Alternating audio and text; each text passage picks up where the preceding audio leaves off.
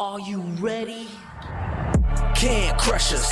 It don't really get no better than this the podcast that you're looking for. If you're really heavy into wrestling, hosted by the Mark. Energy that's so amazing. Gotta keep it entertaining. Rep the Can Crusher Nation. Yeah, you know what's going down in the ring. Lights out when you hit a ding ding. Knock 'em out like boom, bada bing. Hold it down, you can crown me the king. Got a shout out to the Miz and Duke the Dumpster. We choke slamming everybody, power driving, hit 'em with a face buster. Yeah, this the show you need, and it ain't no need for waiting. Mark, hold it down for the Can Crusher Nation. All about wrestling and keep it entertaining. Can Crushers Wrestling Podcast. Time to break 'em, let's go. Yeah. Can Crushers. Yeah. Can Crushers, let's go.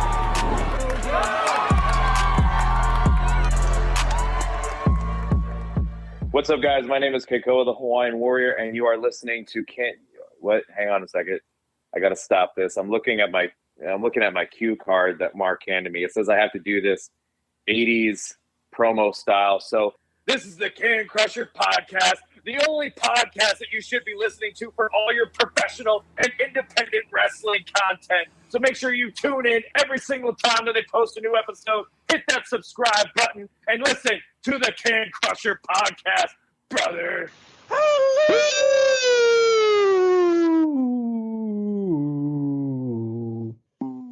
Ladies and gentlemen, boys and girls, children of all ages, welcome back to another Can Crushers Wrestling Podcast. I am your host, Mark the Mark Martinez. This is the one, the only, the myth, the legend, Sir Michael Jenks. How the hell are you doing today, buddy? It's been a week, but I'm doing all right. How are you? Fucking miserable. That's not good. That is not good. Why are you? Why? I just got done watching the women's soccer team, and VAR or what a VAW or whatever the hell took a goal away from them and then cost them a penalty kick that they clearly would have won the game on. So they lost to England 2-1. Man. Oh, It was a friendly, so it doesn't mean anything. but it's bullshit. Alex Morgan didn't play. Kelly O'Hara didn't play. A lot of the youngsters played, and they held up with England, who's number 4. But they're going to meet next summer. It's inevitable. They're going to meet next summer in the FIFA Cup. Right. So that's why I'm angry. No, I don't blame you for that. I mean, it's rough, but thank God it was only a friendly. Got the World Cup next year. We'll worry about it then. You can give one away. Don't have half your talent on the field. Don't worry about it. Nothing to worry about too much. I live and die by those girls. Like ladies, women, whatever you want to say, whatever. Because some of them are young, some of them are my age. So, but understandably, like there's baseball that I like kill for, and we'll talk about baseball here in a second. That I kill for the Tigers. There's the Steelers, which okay, whatever they're doing this year. There's wrestling, but this is a sickness. Like the whole U.S. women's soccer team, and it started with essentially Brandi Chastain. In what, 97 was it when she hit and she ran through the field, yeah. 97, 99, something like that. I can't remember exactly when the Women's World Cup was, but yeah. So I've been hooked since. I mean, I don't blame you for that one bit. I get it. They're so much better than the men. They really are. I completely agree with that. I'd rather watch the women's soccer team play than the men, but by the way, I'm glad we're matching tonight, essentially matching. We are essentially matching, just not in color. We rocking the royal blue. Royal blue. We're rocking the Can Crushers hooded sweatshirt, people, available at our website. So get out there and buy some merch. We got some. You're drinking out of the fancy dancy silver cup too, stainless steel cup. And there's something good in it. Oh, what do you got good in yours? I went with Maker's Mark because I finally. I didn't know this whole freezer thing until, what was it, a month ago you told me? Yeah. I was always either putting ice in it or a cold beverage pop or whatever in it. This is a freaking game changer. I love I do put it on the rocks most times, even though if I have it in the freezer. Still magnificent. It's great on a nice hot summer's day, especially with a screwball. Or all day cold ass fucking fall day. By the way, I love fall, but I will talk it down to the living end because when I bought stain, this is how pissed I am. I bought stain for my deck because I saw we were going to have 60-degree weather consistently for like 8 days. It was going to be nice. It was going to be sunny. All of a sudden, the rain comes halfway through, and we're in 50-degree weather, and I can't do anything with it until next year now. It's not in Africa, is what you're saying? The rains, they're not blessed like Africa, that's for damn sure. So I'm gonna figure out. No, I don't have an issue. I've just figured something like I should spin my microphone so we look at each other instead of you looking at the back of my microphone. I mean, it only took you about a year now to figure that out, or what? Yeah, something like that. But I don't want it to go on air, so that'll be a project. I don't know if it does spin, or I have to do something funky with that, but whatever. You'll deal with it today. Yeah, it's the same thing, different day. It's a new day. I just saw I have Twitter up while we record this just in case anything breaks because that Vince McMahon thing. I wanted to make sure I had stuff way back when. Russell Wilson tweeted out New Day, and I was just done with his tweet after that because just knowing him, it was going to be something horrible and ruin the New Day for me. So avoiding that whatsoever. I didn't stay up to watch a Thursday night game, just to let you know. I did not. I didn't even watch it at all. But I did watch clips as I was driving this morning, which folks do not watch clips as you're driving a garbage truck or any vehicle. But I did do that this morning. And they showed a clip because I watch it on stupid videos that make fun of football teams and stuff like that and whatever. There was a sign that said, "My favorite Bronco is Sierra, not Russell Wilson." Clearly, they overpaid for him. They overpaid. Sierra is the only one that gains any amount of offense for that team, and that's just off the 1-2 step. There's nothing else after that. So, yeah. But yeah, they overpaid big time. So baseball's on now, and I know you're kind of split because I've already cried today, Mark. I know, but I mean you love the Rays. I do. You root for the Windians as well. I do. This is a tough. I know you're rooting for the Rays. I understand that, but this is a tough one for you. Like it could be over tomorrow, and then are you going to get on the Guardians bandwagon? Yeah, probably because, no matter what, I will support my friends and their teams, even if they're playing the Rays, right? Right. And, it was a good game today. I don't have any problem with the Guardians. Excuse me. I will give my friends shit about it and make them known I will give them shit about it. But at the end of the day, I will cheer for whoever comes out of the series because I really just don't like anybody else. Maybe the Blue Jays. I don't have a problem with the Blue Jays, but like everybody else in the playoffs right now, it's like I'm not watching any games, so I don't know what the Blue Jays score is right now. If they're 3-0 Mariners. The Mariners are up. Yeah. How about the fourth? I would actually root for the Mariners too. But so here's another good one. You haven't heard this story yet, and I think everybody will get a kick out of this. So about a week and a half ago, it was Mariners Guardians in this wild card series. We have a friend, Mentz, who loves the Mariners. This is big. 21 years. They haven't been in the playoffs. He jumped the gun and bought 2 tickets to the Guardians Mariners series that he thought was happening. So he had to go to game 1 with Moochie. Oh, good. That's bad today. Bad enough. Had to go to game 1 today of the Rays Windians series instead of the Mariners Blue Jays series in Toronto, so which I think he could probably like right now. Yeah, he's probably seeing it. He's probably tracking it all the ride back. But yeah, so I was laughing hysterically at that. And he wouldn't give up the seat. He would not give up the seat. And I'm like, it's playoff baseball. Take it and run with it. And it was a good game. It was a pitcher's duel, but it was a good game nonetheless. So. I saw our buddy the Norrises were there too. The whole Norris family. I saw that the whole Norris family went. Good for them. The entire population of Sharon, Pennsylvania, left to go to see the Guardians play. But so essentially, you're rooting for the A's out of the AL, barring whatever happened today and tomorrow as you listen to this. I'm actually pulling for the Mariners out of the AL. I really am. That's fair. Just a gritty team. they're a gritty team. They got a lot of youth. I think they're going to be their player going forward. But do I think? I'm rooting for them. I'm rooting for, let's be honest. I'm rooting for a lot of these underdog teams, but you got to get through Houston. You got to get through the bombshell that's the Yankees right now. And I just hope to God the Yankees lose it. Sorry to any of our fans out there, but I despise the Yankees with a passion. So, but unless it's my team and this is sports fans across the world, I don't want dynasties. Agreed.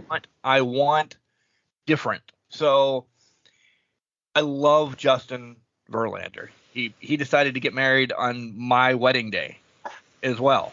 So, he said, Mark, when are you getting married? All right, we're going to get married the same day. I do like him.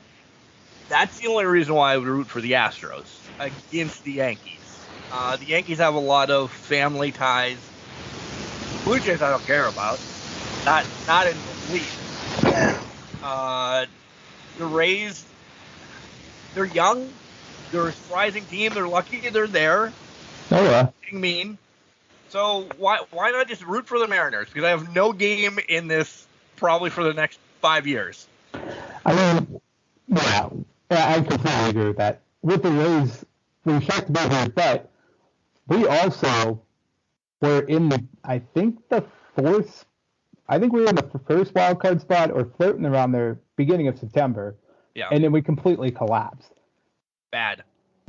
We were just lucky that I can't remember who was the team after us in the wild card hunt at this point, but they were so far back that we couldn't fall back to them and slip out. So we are absolutely lucky to be here in that we just don't have a big name to get us over the hill. That's just what it is right now. They're young and we trade away a lot of our good players once they get to a point where they're worth trading. So I know a team like that. He benefited from that before, and he's pitching tomorrow. We'll do National League real quick. I don't care. I guess I'd go Mets because I like Darryl Strawberry and Howard Johnson back in the 80s and 90s. I can't stand Philadelphia because I despise Bryce Harper. Yeah. The Dodgers are too much. I'm done with them. Atlanta's too much. They still get on my nerves from the 90s and yeah.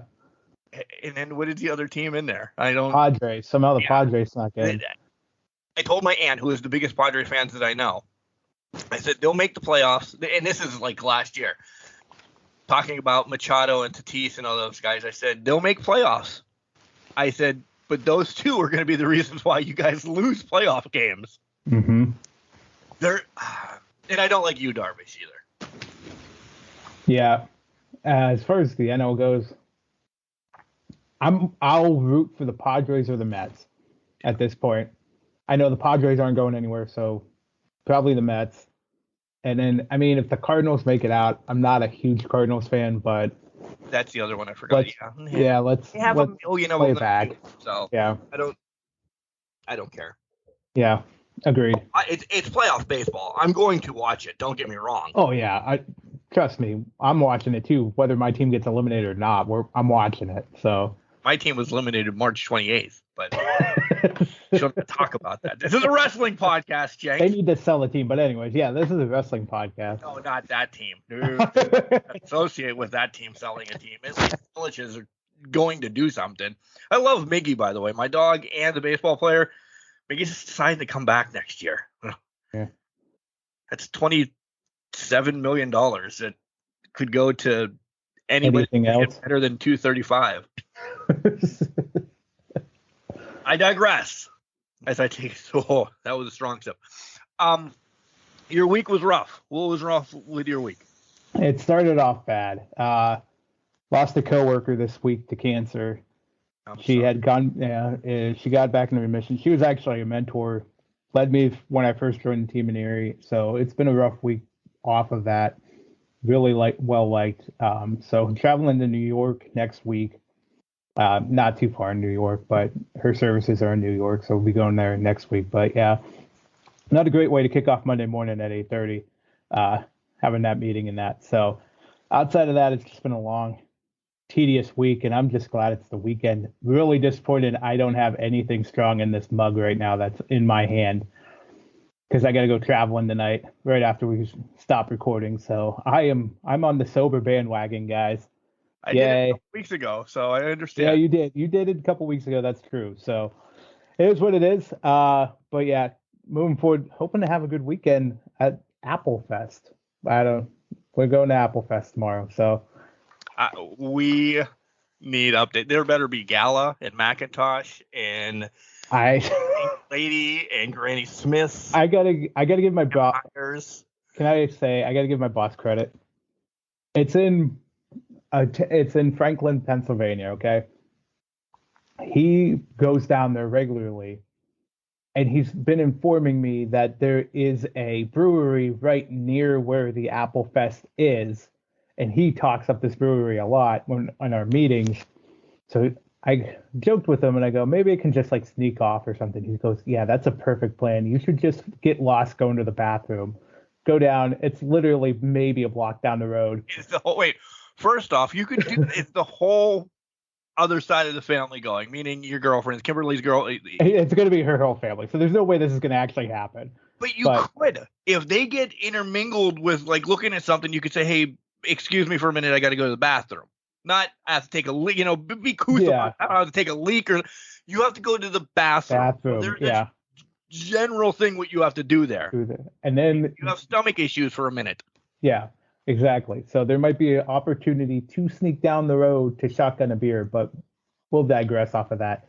I don't know if I'll be doing that though, because I am coming back to Parts Unknown tomorrow night for a birthday party in the afternoon. So this is my day's packed tomorrow, and it's gonna be a day of driving around, going to Timbuktu and back. So fun times ahead. Fun times by all. Fun times had by all.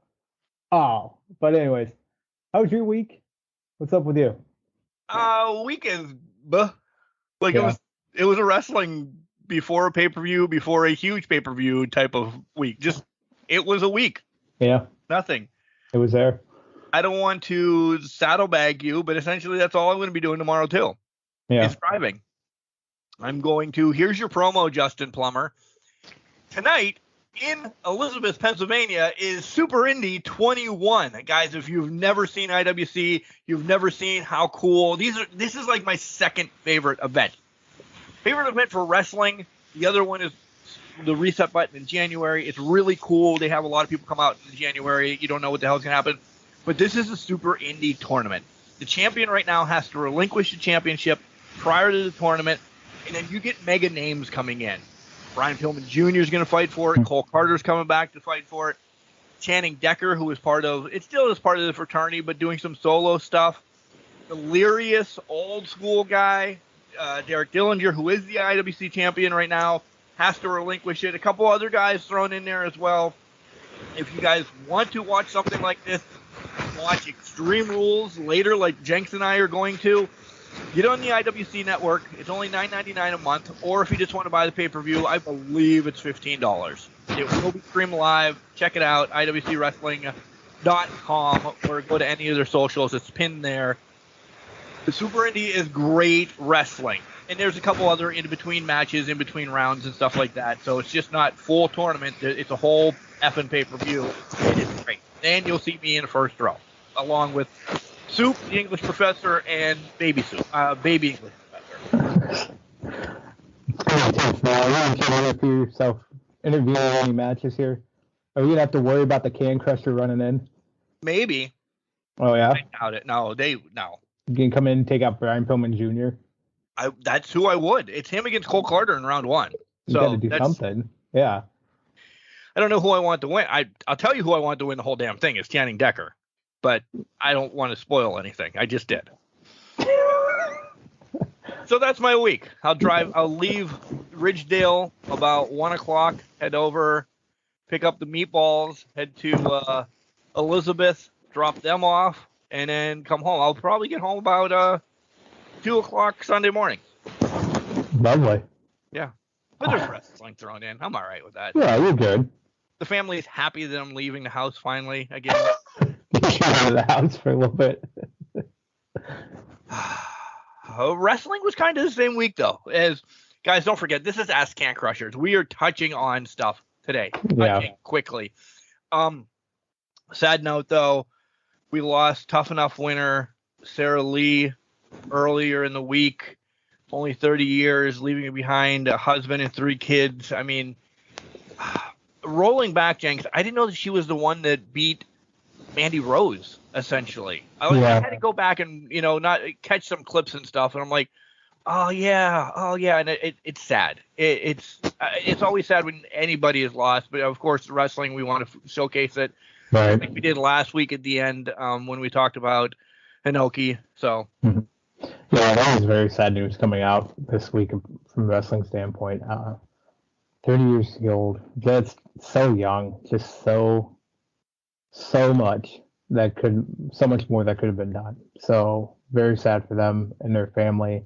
I know there's a GoFundMe stood up. I saw it was getting towards its goal, but if you go out there, the GoFundMe's out there for them. Yeah, if you can help folks, monetarily, if you can't help, again, Jenks and I will always say this. People are like, oh, whatever, prayers. No, pass your thoughts, prayers, good vibes, whatever you possibly can do. Or if you know somebody that can monetarily help, pass that along. Maybe they're like, yeah, man, this is going to be the one I want to help. So, it's 30 years old. It's not good to die anytime, and that's probably someplace. But, 30, that's sad. Very sad. Very sad. And I couldn't even imagine that. Just quite unfortunate.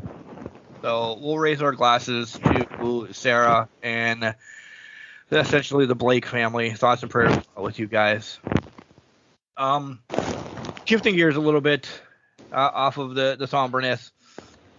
There's one story, Jenks, we need to talk about, and we got to know what the hell's going on.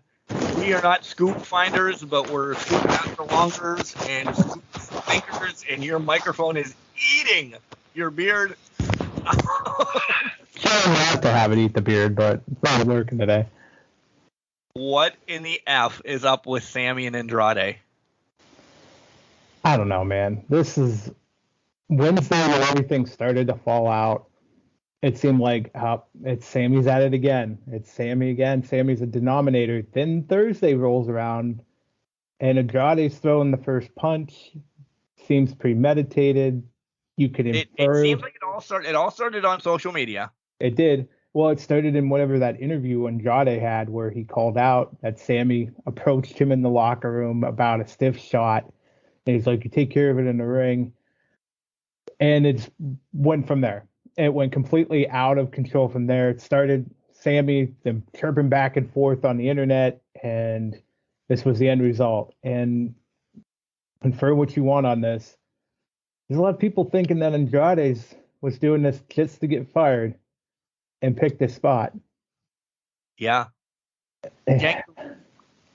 Watching Dynamite, and we'll touch on some of Dynamite because there's some cool things that happen on Dynamite. But watching Dynamite, it was a 50-50 split that they were excited that Sammy was there, or they were pissed that Sammy was there because TMZ jumped the gun. Mm-hmm. I'll call them out. TMZ jumped the gun and said they were both sent home. Yeah. No, they weren't. But people were pissed about Sammy not being sent home too because we just saw the media scrum a month and a half ago. Yep. People that were just walking by got sent home. So I do have a beef on this. All involved or none involved? Question mark. You have to. It's consistency across the board. It has to be, if you send all of them home before, you got to send all of them home now. And if you don't, that starts playing into a little bit of favoritism in some aspects. You think about how heavily involved he is with Jericho. We know Jericho, he's a pillar. He's a pillar. Jericho's he's got Jericho. He's his right-hand man. Let's be honest. He's been with Jericho since the beginning of AEW. He's a pillar. Sammy has been shown favoritism in this kind of realm here if you're not going to send him home. You could send him home for 2 weeks and then come bring him back. That's fine. The other flip side of this, Mark, and this kind of is what pissed me off Wednesday night, is not only did they did not send Sammy home, they let him get the win Wednesday night. I tweeted that. Yeah. Just because I have a man crush on him. I know. And I'm sitting in my couch and I'm like, you're fucking kidding me. Even though I will say, in retrospect, did not have full information, did not understand what had happened and transpired, I still would have said, send everybody home. I definitely would not have had Sammy pick up the victory. I understand why they had to do it for the storyline strengths, but to me, you got to change things up a little bit there. Who do you? I know who I'm picking. Who do you pick then? If Sammy's sent home because of this, who do you pick to go in that match? It's got to be Hager at that point. I like point. the hat. Yeah. Yeah. I mean, he's wearing the hat, so he was perfectly. He at least he's got an MMA background. You could tie that around that. Whatever story that you wanted to give the fans that don't deep dive like we do, that whatever about Sammy, him and Ty just decided to go on a bender again, whatever. And I mean that nicely, a sexual bender. Whatever you want, you could have tied that in and Jake could have slid in and it would have made sense. Right. The other two schlongs, not so much. No, you can't pluck Daddy Magic and Cool Hand Luke or whatever the hell his name is, Cool Hand. Anthony Parker. Parker. You can't throw those two idiots in there. That's just not going to work. And then the other one's Anna Jay, and Anna Jay's not going to go in there and step in the match. So it has to be Hager at that point. But I guess to that point, does that diminish Hager a little bit if you have Jericho smacking people with titles towards the end of the fight? You know what I mean? You're playing a game there where you have to figure out the entire finish. It could have been done. Don't get me wrong. They could have definitely switched it. But in my mind, it's an all or nothing thing, even without the information coming out until the next day. It's all or nothing. You gotta. It just seems like there's inconsistency here. People are calling out Tony Khan for his locker room, that the locker room's not complete. I think it goes back. I don't know if it falls directly on Tony Khan or it falls back on who's going to be the presumed locker room leaders at this point. Because is there one? You would think if there's three, it's Jericho, Mox, and Danielson, right? The ones that spoke in that locker room meeting way back when. Exactly. But again, how do you stop the leaks if one of the favorites is doing the leaks, right? Like if you're not stopping Sammy and he's Jericho's favorite, he's a leader favorite, Sammy can get to the free pass a lot there. And I love Sammy. He's exactly like me. He's an instigator. He is poking a lot of bears as he's walking through there. Eddie Kingston. I mean, this is not his first incident in the last 2 months. No. And that's the other thing. We keep forgetting about the Eddie Kingston incident in August. Every month, past 3 months, every month has an incident involved in it somehow, some way. So somebody's got to do something with Sammy. At least talk to him. Pull him aside. You have this career by the balls. Yeah. You have. Don't mess it up. Your golden road, your golden brick road is laid out for you. Don't fuck it up. Yeah. And now, I'm sure you caught it when Mox was talking to Paige, the little blurb in there about people keeping their mouths shut. It's directed at Sammy, but again, we have to fucking pull together and keep things in-house. If there's a leak that comes out, if there's anything that comes out of the house, it has to be an intentional leak. There shouldn't be brawls. There shouldn't be fights. I mean, say what you will about WWE, but they're not brawling and fighting right now. And I don't know if they're just keeping everything in check or that locker room is in a good place right now. Agreed. I don't know. So that's kind of where my head goes. You brought up one other thing that I want to talk about, that a blip that was said. You know, and I didn't reference this the last 2 weeks, but I have to now. Yeah. Best in the World's been called to like 3 different people now since Punk is nowhere to be found. They're just using that willy-nilly. Like, that was one of his monikers, best in the world. Yeah. If you're going to call it the Jericho and Punk have had that back and forth before. Then he came up with the GOAT and da-da-da-da-da. But Mox said it. Nothing against Mox. Nothing against him. Yes, right now he probably is best in the world because what he's doing is phenomenal. But I think Paige said it, and I don't remember the other two that said it offhand. Those are all backhanded. Those are completely backhanded. I completely agree. The one I would say, I don't know if it's backhanded or if it's it's probably backhanded, but Mox's, I feel like he was just shooting off the hip and just saying best in the world at that point. Because that's just how I feel his personality is. Now, I'm not going to give him all the credit in the world. Maybe it was backhanded because I just mentioned about the Sammy comment. That was definitely a shot, a pointed shot. But you're right. Hangman, Jericho, but nobody's calling themselves best in the world without taking a pot shot at him. Right. Realistically. So you're probably right about the Mox one too. It's all pot shots because you decided to act like a jackass. So we're going to take our shots. We can't talk to you about it. We can't physically say something to you. So we'll shoot across the bow and just shoot at your face. Like that. Yeah. Who was the linebacker every time in Kansas City? Oh, Derek Thomas? Derek Thomas, yeah. 90s, yeah. Thomas, yeah. Yeah. Randomness. Love it. Starting last night and moving forward as we transition away from fighting together and not together, WWE is getting new commentators across the board. I'm excited about 2 of the 3 brands. And I'm still pissing with this microphone because I'm not happy with it tonight. I don't know why. Well, my bait's pissing with mine, so you never know what happens over here. I like that we're getting Wade Barrett on SmackDown.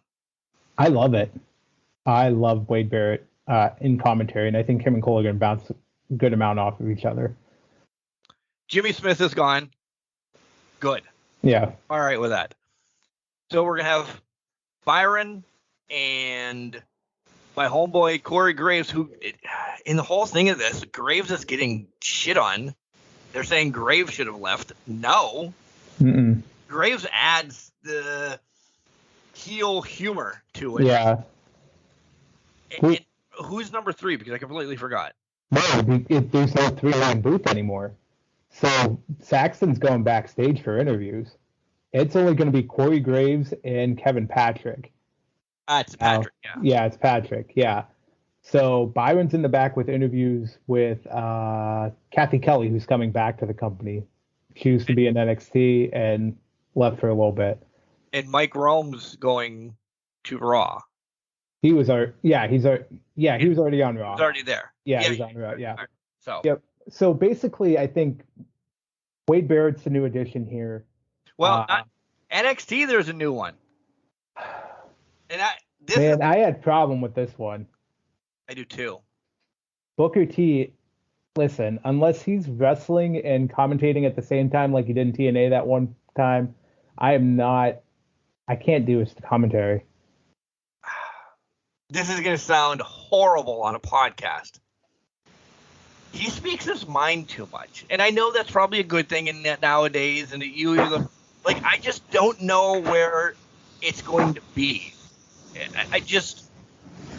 Let's do his podcast a couple times. And I'm like, dude, I don't know what you're looking at. Like, the fans are going nuts over what just happened. I'm just reference A or whatever. And you hate it. I don't know if he's there to be the heel for NXT. I don't know either. I don't know where he fits into this because to me, listen, I put Lawler on a great commentary pedestal in the Attitude Era and into the 2000s a little bit. But recent years, probably 2010 on, he just was not good. Just like we do with JR. I mean, exactly. They're older guys, fish him out. Just filter him out. I like Booker T a lot, but I can only do him in pre-shows. or things of that You nature. don't need the Shucky Ducky every week. I don't need Chucky Ducky every week. I don't need him on commentary every week. I struggled with him on commentary when he did commentary for how many years with SmackDown and that. I just don't like Booker T. Maybe he's changed. I don't think he has, because to your point, I listened to his podcast. No, there's some things that I'm like, I don't get where you're coming from on this or how you can say that. There's a lot of people in this business with podcasts that I could make the same comment that have been in wrestling for however many years that just speak out their ass sometimes. But it's just out. I don't know if it's outdated. Maybe it's just an outdated mindset and they're not understanding the product was the product that you loved back in the day. But the product's different now. It has changed significantly since you left the ring. 30 years ago. 30 years ago. I mean, even, God, Booker, what was his last match? 2011, I think, was his last match. In the 5 years after he left, it completely changed. It was revolutionized. Yeah. When the Bullet Club took up steam in the early 2010s, that's when it started kicking off and becoming something totally different. Because it was smaller guys getting over and just bigger personalities coming out at that point, and more talented superstars or wrestlers hitting their marks, hitting everything, taking over the indies. That's when the revolution happened, and now we're at a point where it's just a whole different ballgame, guys. And there's nothing wrong with it passing you by, but we're in a whole different era now. So people talking and conjecturing and getting all razzle-dazzled and their blood pressure going to pop their head off their face. It's not, which doesn't even make any sense, but it makes perfect sense though to me. Right. Yeah. But it's like you getting upset about this stuff. It's not your product. It's not what you did in the past. This is something brand new for a new generation. Because fact is, it's a new day. It's a new day. Thank you. I was about to say that. It's a new day, and this is a whole new ball game, and we want something different. My thoughts on all of this. If NXT is, as Triple H called it, developmental territory when AEW beat them. Yeah. Let's develop commentators too. You're telling me you don't have anybody in your back pocket, or, hey man, I love Joe Galley and NWA. Go get him. Go get, NXT is youth for me right now. It's all about the youth. Get somebody that when Cole leaves, maybe transitions into the number one guy. You're bringing somebody, and I love Booker T. I'm not shitting on him. But I'm shitting on him, and I'm shitting on the move. You're bringing an established person in who may or may not rip and not flow. I mean, let's see how long he stays. No, and that's a good point. And let's go off of that, because I was thinking about this while you were talking. Yeah, right. Call one of us. We got this. I was actually thinking about this because the one thing that bothered me about this whole situation, Mark, is where's Pat McAfee fit into this whole thing when he's done with ESPN? The light bulb clicked when you were talking. Maybe Booker is just the scapegoat for Pat McAfee to come back to. Maybe the transition was there in NXT. He was so over. I get that, but maybe he was a reason why I would go to SmackDown. Yeah, would he be a reason why you would go back to NXT though and watch NXT? NXT doesn't travel. Well, okay, let's talk about this. But would he be a reason you go back and watch NXT now on a regular basis if he's doing commentary? To me, yeah. I don't know. I would say yeah. I don't know because, and I mean this not backhanded, because of the youth. He's got stories with Nakamura, and not that he has storylines, but he tells stupid stories, or there's something to reference, or he can bring up whatever.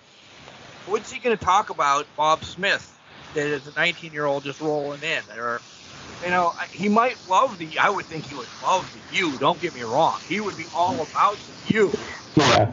But I don't know. Maybe. I guess it's going to be if it is Pat when he comes back, and, well, fuck, we're talking another January. Yeah. Yeah. Before he comes back. Maybe it's because I missed him so long. I'd have to give it. He's got to have that counter like me and you. Yeah. Bounce off of each other. You can't just say, "All right, Pat, you're the funny guy, and this guy is a piece of dried toast." Right. I mean, Vic Joseph held his own against Wade Barrett. So do I think you could hold his own with that Pat McAfee? Absolutely. What I think, to me, I think maybe because Pat McAfee can be a hell of a hype man if you want him to be. What a great way to hype up now your developmental brand. The U. By the U. It is the U. Sorry. The U, by putting in the hype man to color commentate and say, "Oh my God, Braun Breaker, yada, yada, yada." Or, Carmelo Hayes, go off and just have him sit there and just hype these guys up. I feel like that's where Pat sits. And it also makes a lot better traveling schedule for Pat McAfee because he doesn't have to go city to city, fly down to the U, fly right back to NEA. Loss, though. I'm saying I'll wave that flag again. That's a loss because they come to Cleveland. Yeah. And you don't know a match at all. And you're on the fence about going, but you're like, Pat McAfee is going to get on the table and put on a show or do something stupid, or I'm going because of that.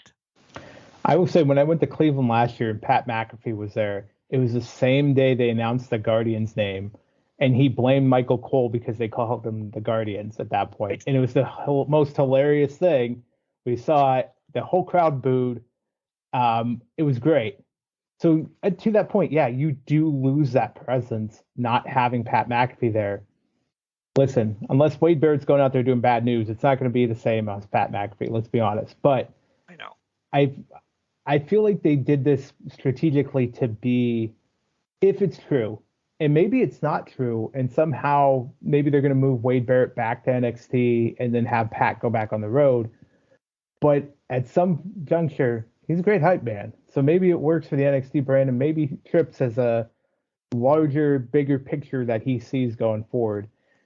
And let's also call it like it is, too, Mark. Jimmy Smith was a Vince McMahon guy. Oh, yeah. And this was going to be a move away from that because Triple H is moving back to wrestling-oriented commentators, people that have been in the business or just fresh in the business. He doesn't want any UFC guy. Doesn't want any, who was it, Adnan or whatever his name was before. Burke. I can't remember his name, but yeah. It wasn't Adnan Burke. It was it was Burke, yeah. Yeah. But it's not one of those guys. This is homegrown talent. We can bring him up from NXT. Vic Joseph, I can argue, is probably going to be the SmackDown guy whenever Michael Cole steps away. Let's be honest. So he has the succession plan into place. It's just where everything's going to fall into, where the dominoes are falling. I agree. All right, that was a longer topic than I thought, to be honest. I thought so too, but no disrespect. Listen, guys, it was a go home week for WWE. So, SmackDown's on last night. It's way before SmackDown's even on. We don't know. It's a go home show, so we're skipping it. Rampage hasn't happened. We're not going to talk about anything last week. So essentially, the only show we're going to talk about, because we have a boatload. By the way, thank you for Ask Can Crushers here in the second segment. We have a boatload. And I'll tell Jenks, I read a couple earlier in the week, and then I honestly just copied and pasted into my notes from my email or DMs that you guys brought them through. I'm shocked, and I'll call you guys all out. You sons of bitches. You all wanted to be, about a year ago, you all wanted to be on the show. Can we come on the show? I got a phone number for you guys. And the only person that ever uses the phone number is Cody Hetrick. And he didn't use it this time. Thank God. But so quickly, Dynamite. What are some really highlights for you on Dynamite? And then I'll give you some of mine. So highlights for me, I mean, Wheeler Yuta, MJF, the match lived up to the hype, and the ring rust MJF supposedly didn't have any. It didn't see much. No. It was fantastic. I loved every minute of that match. I was on my seat, off the edge of my seat for a lot of it. I was on my seat. Yeah, my ass stayed on the seat, surprisingly. It's a big one, so it makes sense. That was big. Wardlow, Brian Cage, man. What a hoss battle that thing was. Two big men slapping meat. Two big men slapping meat. aerial meet at that time because fucking Wardlow throwing Whisper in the Wind at people and shit. So we forget about Brian Cage. yeah, and then he comes back and he does this. And I by the way, shout out, awesome to see Prince Nana around. I love the embassy. I asked this, and this is my question, maybe before I ask Can Crushers. Has Wardlow lost a little oomph right now, so they're trying to build it back? Yeah, because I think at the end of the day, you are going to lose oomph when the big payday happens, right? And his big payday was the MJF match. But now everything's around him in a, the stupid War Joe. Yeah. And now FTR, he beat up 9 million people one night. And now he needs backup. He needs Joe and FTR to come out and save him from the embassy, which I love, and it go back way long ago because they're great. But some people don't know who the hell they are. So there's those type of people right now. Yeah. They're beneath the firm, essentially. Who the fuck is the embassy? These guys just came out today. Oh, we know Brian Cage, but unless you know ROH and you know other things, nobody knew who the hell the embassy was. Why can't Wardlow beat him up? Agreed. So this happened Wednesday. I didn't realize Brian Cage was no longer with Tully Blanchard. I forgot about Tully Blanchard, that whole thing. Yep. I don't know what happened there, but I didn't know Brian Cage was still in AEW. I thought he left too. I thought he was gone. He said, "See you later. I want nothing to do with you guys," and he was gone. Now he's back out with the embassy, and I'm like, "Oh, okay. This is where he ended up. That's great." We need to I need a map sometimes, because when these guys go away for a long period of time and they just pop up with different enterprises and embassies and things of that nature, I have no idea where they're coming from or who they are anymore. Like Brian Cage, I don't know if he hasn't wrestled anywhere. Has he been on the indies doing wrestling? I don't know where he came from again. I'm happy he's back. Hopefully he's back for a while, but I just feel like this is like a one-off week, and then he goes to hits a dusty trail again. Back to Lance Archer. Back to Lance Archer, who we haven't even seen him in a hot minute, but when we do, he loses. So I don't think that's even a loss at that point. But then the main thing, because we kind of touched on the main event already of Jericho and Sammy and da-da-da-da-da. But the main thing, and we'll end this segment here, how did you celebrate National Scissor Day? Oh, I had to scissor myself. Bailey joined in the scissoring, if you want. It was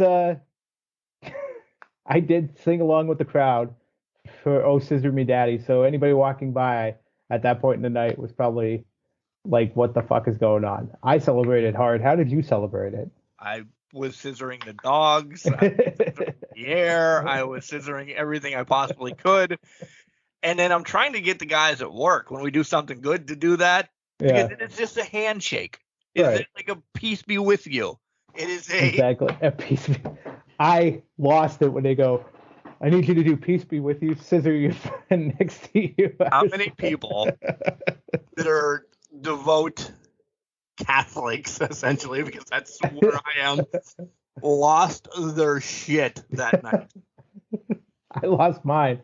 I lost it in a good way, but there's some people that probably got mad about that. Oh, there was probably some people that did. But you know what? But at that point, I say, you're there for a good time. What do you expect? It's not like if you're watching wrestling and you're Catholic. This way, and if you've watched AEW for several months, you know they're scissoring, and you're still watching it. Well, I don't know what to tell you at this point. Yeah. But do you have anything? I want to get to these questions. I really do. We're deep into this now. So let's go to the questions. Let's do it. All right. Predictions in segment 3 quickly. Collar and elbow, promo code Can Crushers. All one word, capital C and Can, capital C and Crushers. You'll save 10%. Facebook, Instagram, Twitter, all at Can Crusher 69. You want to be part of the show if you're a talent. You want a spotlight episode like some of these guys here in the past. legends, cancrusher69@gmail.com. Reach out. We'll do everything. But this is one of our favorite shows. We're ready. We're devoting whatever it takes. Time may run over as we're getting to Ask Can Crushers next, guys. Here comes Al Snow. Wrestling. A love and a passion we all share. I've started a wrestling brand. The wrestling brand. A brand founded on the aspects of wrestling. Two entities working together to create a product that connect emotionally for people everywhere. Collar and Elbow is the brand. Passion and love for wrestling is the drive. I am Al Snow, and this is Collar and Elbow, the wrestling brand. Ladies and gentlemen, it is yours oh so truly, Mr. Kind of a Big Deal, the gracious gift, your man's Isaiah Zane, and I need you guys to go subscribe to Can Crushers Podcast. Welcome back, ladies and gentlemen, to Can Crushers. It's our favorite segment on the show. Do more often, but we do it every 3 months or so to piss you guys off. We're ready, guys. Let's do it. Where's that first question at? All right. In no particular order, essentially the way that I got them in. Okay. Hi, guys. I'm not going to lie. I'm stealing this from Busted Open. What is your favorite feuds in pro wrestling? Not the best, but the ones that molded your love for wrestling. Hopefully one day you guys get picked up and talk daily too. Steven from Maryland. Let's start off, Steven from Maryland, is yes, we agree with that. Because neither one of us want to work a normal job the rest of our lives. We would love to do this. Dave LaGreca just got picked up for 3 more years. Not saying that we need to be on Sirius or anything. Okay. Maybe we can be iHeartRadio's wrestling talk. Come on, get something like going. Hashtag that. Make us more known. Clearly, we would do this for a living. And daily? How about hourly? I will sit down hourly, watch and talk wrestling till live long day. So his question is that he stole from Dave LaGreca and the guys are Busted Open. Good job, by the way. Yeah. Hey, we don't pull punches here. What is your favorite feuds and not ones that are great? Like I would imagine then that means we have to throw out like Stone Cold and The Rock. Right. So favorite ones that molded you. I want to go first on at least one. We can bounce back and forth. Go for it. Hogan against the whole Heenan family. Yeah. Have it be Stud and then Bundy and Orndorff when he turned. And like that is my childhood. And I know, listen, we understand what Hogan has done. But you asked this question, Steven. But that's what molded me. That or Magnum and Dusty. And this is probably a big one against the Horsemen. Midnight Express, Rock and Roll Express. I don't know if it's raining in your house or whatever. I don't know what's going on here. I'm going to hold it up like this. Maybe this is better. I need to send you this new mic. Is what it is. I need to send myself some new headphones is what I need to do. But go ahead. I got those two for you. So I guess I gave you 3. But as we go forward, go ahead. You can give a couple and then. But number one, honestly, has to be Hogan against the Heenan family for me because there was just so much happening. I loved WrestleMania 2, him against Bundy. Yeah. And then roll to WrestleMania 3. Shit. Yeah. That's my childhood. Those 3 years. Those are legit. I mean, for me, I'm the 90s baby, but it wasn't like I love Bret Hart. But it was the Hart Foundation, the 97 Hart Foundation, where it's Owen, Bret, Bulldog and Neidhart versus Austin and anybody that got in their way. I mean, that Stampede match, that Stampede pay-per-view was just phenomenal to me, and I loved everything about that in early 97. If I go back to what hooked me into some of the WCW stuff that I watched, Vader Sting lived with me. I will tout Vader as a dominant big man and a top 3 big man in this business, bar none. The work he did there, I remember always watching. I remember my dad buying me Slamboree 94 on tape, watched it relentlessly. And it was Vader Sting. Rick Rude had just gotten the back injury in Japan. They had to vacate the title. But it was Vader Sting, Harley Race coming off the top rope, headbutting Vader. The whole chaos that ended that match. Loved everything about that rivalry. Loved everything about Vader. And if I want to go late 90s, early 2000s, I really I'll even just following Mick Foley and the 3 Faces of Foley was some of the best work ever. It wasn't even a particular rivalry or anything. Just Mick Foley, 97, Dude Love, Mankind, then the Cactus Jack at the Garden. I love watching that clip of the whole interview segment with Triple H for Falls Count Anywhere. That to me was something magical. And then he revisited again on SmackDown in Chicago in 2000, where he said, "I'm not Mankind. This match needs somebody more." And he reveals himself to be Cactus Jack. That was moments I fell in love with. It was that Mick Foley-ness and Vader, the whole Bret Hart Foundation thing. That's kind of where my mindset went to when you said that. I have Mick Foley on like my short list as well, twice. Him and Vader, where he lost his ear. Yep. That was a hell of a feud. And then him and Chainsaw Charlie against the New Age Outlaw. Yeah. A dumpster. You didn't know what to expect. Like, you remember the dumpster match. You remember stuff like that. AWA wise, you remember the Rockers. You remember Kurt Hennig, this, that, and the other thing. Anytime I think of AWA, the top 5 things that come up after I name those people, I remember Colonel De Beers against Snuka and this is way before your time, I'm sure, Jenks, I'm sorry. But when he did his kind of like pedigree on the outside, and AWA didn't have mats. It broke open Snuka's head and blew my mind because Snuka had the hardest head in the business then. I'm like, this guy from South Africa just killed Jimmy Superfly Snuka. He could headbutt a car and nothing would happen. And like Colonel De Beers will just crush him. And then you brought up Brett, and then essentially Brett Owen. And later on in my like teen years and everything, that whole Brett Owen thing was phenomenal.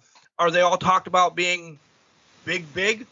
No, but that's our fandom. Like, shit, I could probably find something with Hillbilly Jim that I loved. I mean, to that point, while you're talking, Brett Owen, Mick Foley, Vader, AWA, I went to tag teams because I'm like, there's a reason I love tag team wrestling. There's a reason why I fell in love with it. The reason why is the Road Warriors, LOD.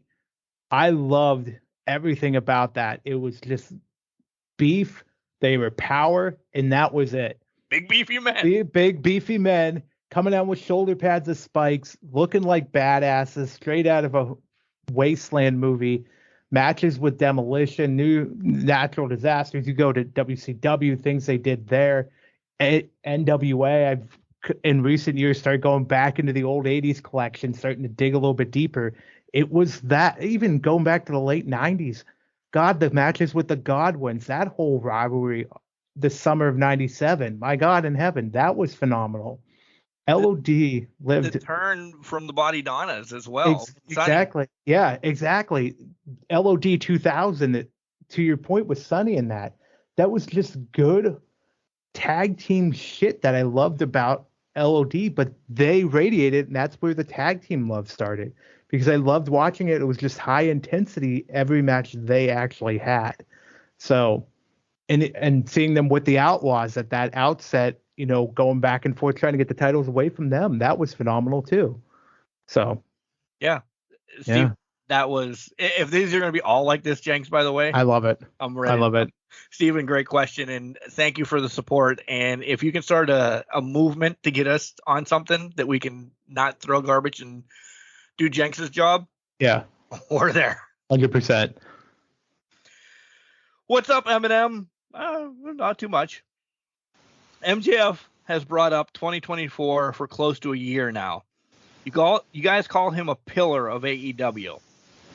What are your real thoughts on him heading to WWE? And he put the Can Crusher mark. Now, listen. If you want to put the Can Crusher and then Mark in quotation, you can't be the Can Crusher Mark. I am Mark the Can Crusher. I don't know who you are.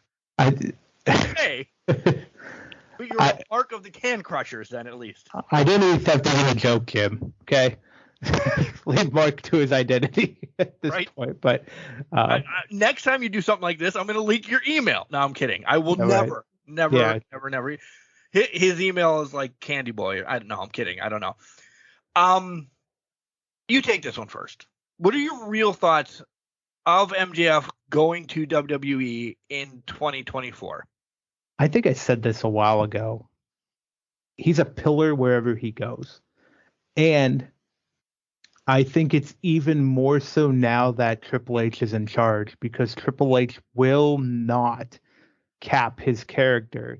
Now he might polish him up around the edges to kind of fit the PG product in that, but MJF is going to be left as MJF is with Triple H in charge, and I think he ends up being a pillar. He is a strong candidate to come in there and instantly challenge for the world title in any aspect of it.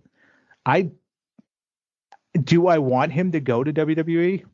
Absolutely not. I want him to stay in AEW because I love that character, because AEW needs a character like MJF, a heel like MJF, to keep it going for the next 15, 20 years. And yeah, I'm saying 15, 20 years because he's only, 26 now? Wow, yeah. Yeah, he's got a long road ahead of him. AEW needs him more than WWE does, but they will surely come after him. So my hope is in 2024, he signs a nice fat contract with AEW and doesn't go anywhere. I echo everything Jenks has said right there. I don't think it even gets there. I think we get this play and we may be getting played now. We may be, because maybe this is one of the things that, hey, if this gets leaked, you're fired. Tony Khan will be like, you're fired, because you're fired. Fired. Yeah. I think we're going to get played. I don't think there is a 2024. I don't. If Tony is smart, and I would imagine he is, the dude's going to have the title by then. In probably a month or two. Shit's going to skyrocket again then. You see the numbers. You do whatever. By then, some contracts may be up that you're overpaying people that aren't here right now. So on and so forth. I can't hear it. Oh, there's like a rainstorm every once in a while. It kind of cut you out a little bit too there. That's why I was like, but yeah. But Tony Khan should say, here's your check. Fill it out. Tell me how long, meaning it has to be 5 to 10 years or something. You're not signing a Russell Wilson, since we brought him up, contract for a year. But here's your check. What is it going to be for? And let's talk about years then, 5 to 10. He's got the money. I think it's a work the whole way. I don't think there's a 2024 where MJF leaves. And that's honest. Will I say the same thing in 6 months? Probably. But I'm in the same boat. I completely agree with you. You brought up a good point. There's probably already a deal in place. The contract's already been signed. He knows what he has. It's a blank check, and it's probably an incremental increase every year for what MJF does, sells, any of that stuff. So at the end of the day, will WWE want to make a push? Yeah, but it's going to be it's not going to go anywhere because I think, to your point, Tony Khan knows who his moneymakers are, and he knows MJF is the top moneymaker. Let's be honest. He's the big guns. And we're going to get to a point where Jericho can't wrestle all the time anymore. So that'll cut down what he gets every time. You know, Mox is going to get to that point. Mox went through a hell of a lot before he even got to WWE wrestling-wise and how he wrestled. Him going any longer than maybe 10 years out would be a shocker to me, just because of what his body's been through. Omega is up at the end of 2023, and nobody knows, or middle of 2023 or somewhere around there. So you don't know what's up with that. Well, the entire Elite at that point, this whole situation with the Elite is all the EVPs going after this. You know, that's a buyout with Punk. And I'm not cutting you off. These are all things in my head right now. You have a buyout with Punk. That's exactly it. It's, you know, I was cycling through that. You're absolutely right. There's so much money that's going to be coming off the table just because of things that have happened in the last month, let alone people getting older. Right. So literally, and whatever you're paying Andrade is going to be on the table at that point. Because let's be honest, that's not going to last too much longer either. So there's so much happening right now that can build up and pay that contract that I think the WWE thing is less likely, but they're not going to let on to that. To your point, somebody gets fired if they let on to that. It's a great, exactly. Yeah. So the Can't Crusher fan, thank you. That was a great question. Stupid name. Hi guys. I'm very new to this podcast life that I have heard about. Oh, well, welcome aboard. Welcome. Ma'am, that we'll say your name here in a minute. I found Can't Crushers just a few months ago, and I love your interviews. Cherry was one of my oh, cool. This is one I did not read. Cherry was one of my favorites as a young girl. Thank you for having her on. I bet you answered this before. Oh, I bet you answered this before. Reading is rough for me, by the way. But I have to ask anyway. Who do you think started the women's revolution? Well, I hope this question gets picked up. Thank you guys. I love your content so much. Could you guys share your thoughts instead of trying to push everybody into other things that other companies they're supposed to hire? Cindy, I don't know if Cindy wanted me to read that. I'm Ron Burgundy. If it's on there, I'm going through it. Cindy, thank you very much for that. Cherry was a sweetheart. I love that interview as well. But question is, who do you feel started the women's revolution? I think it was a feud for me. But it's a couple for me. I think let's before we give it yes, there was women's wrestling back then. There was Moolah against Wendy Richter, one match every once in a while. I still think they're great. Get ready. I'm going to leak some of my shit. Trish and Lita was awesome for what they did. They weren't part of the revolution for me. Chyna was amazing as this woman that could beat up men because we've never seen that before. That was cool. Yeah. I think it's two people in my heart of hearts. So go ahead and say your piece. I completely agree with all of that. I don't think the revolution started until AJ Lee walked through the door and Paige walked through the door. Yep. Those were the two my mind went to. That's when it started. That's when we could finally start taking women's wrestling in the company seriously. And some people bring up the Bellas because of how media relations friendly they were with. And I know I probably answered this Can Crusher 1 or Can Crusher Ask Can Crusher 2 with the other hosts or whatever. But I think I've always had this answer. I would agree. I don't put the Bellas in that category. I argue I don't even think they should be in the Hall of Fame, but we can take that up another time. I think when I think of wrestling, I think it's Paige and it's AJ Lee. And I think they started the revolution. Charlotte, Becky, Sasha, Bayley ran with it because they were put in a position to run with it, which is absolutely fine and okay and great. And that's where we get wrestling now. But I think it's AJ and Paige. Yeah. Cindy, sorry that it's just, you could take all the nonsense that we said away and you just get two words, AJ and Paige. Yeah. But without, those two. I mean, AJ had some stuff prior to Paige getting there. Mm-hmm. It was good. But that night the Paige came knocking and that feud lasted for a while. That's what brings Sasha Bayley takeover and blow it out of the water. Yep. Hear what anybody says. Completely agree. Cindy, thank you. Sorry that I read that other stuff, but that was really nice for you to say. That actually Jenks can lie right now as we're doing this over Skype, that I have a huge smile on my face right now. That's awesome. That's fantastic. And that's legit. That is legit. He has a great big smile on his face. So Thank you, Cindy, for that. I hate this guy already. Uh-oh. What is your favorite wrestling chant? By the way, I hate the fans that do what? Oh, all right. Derek from Copley, Ohio.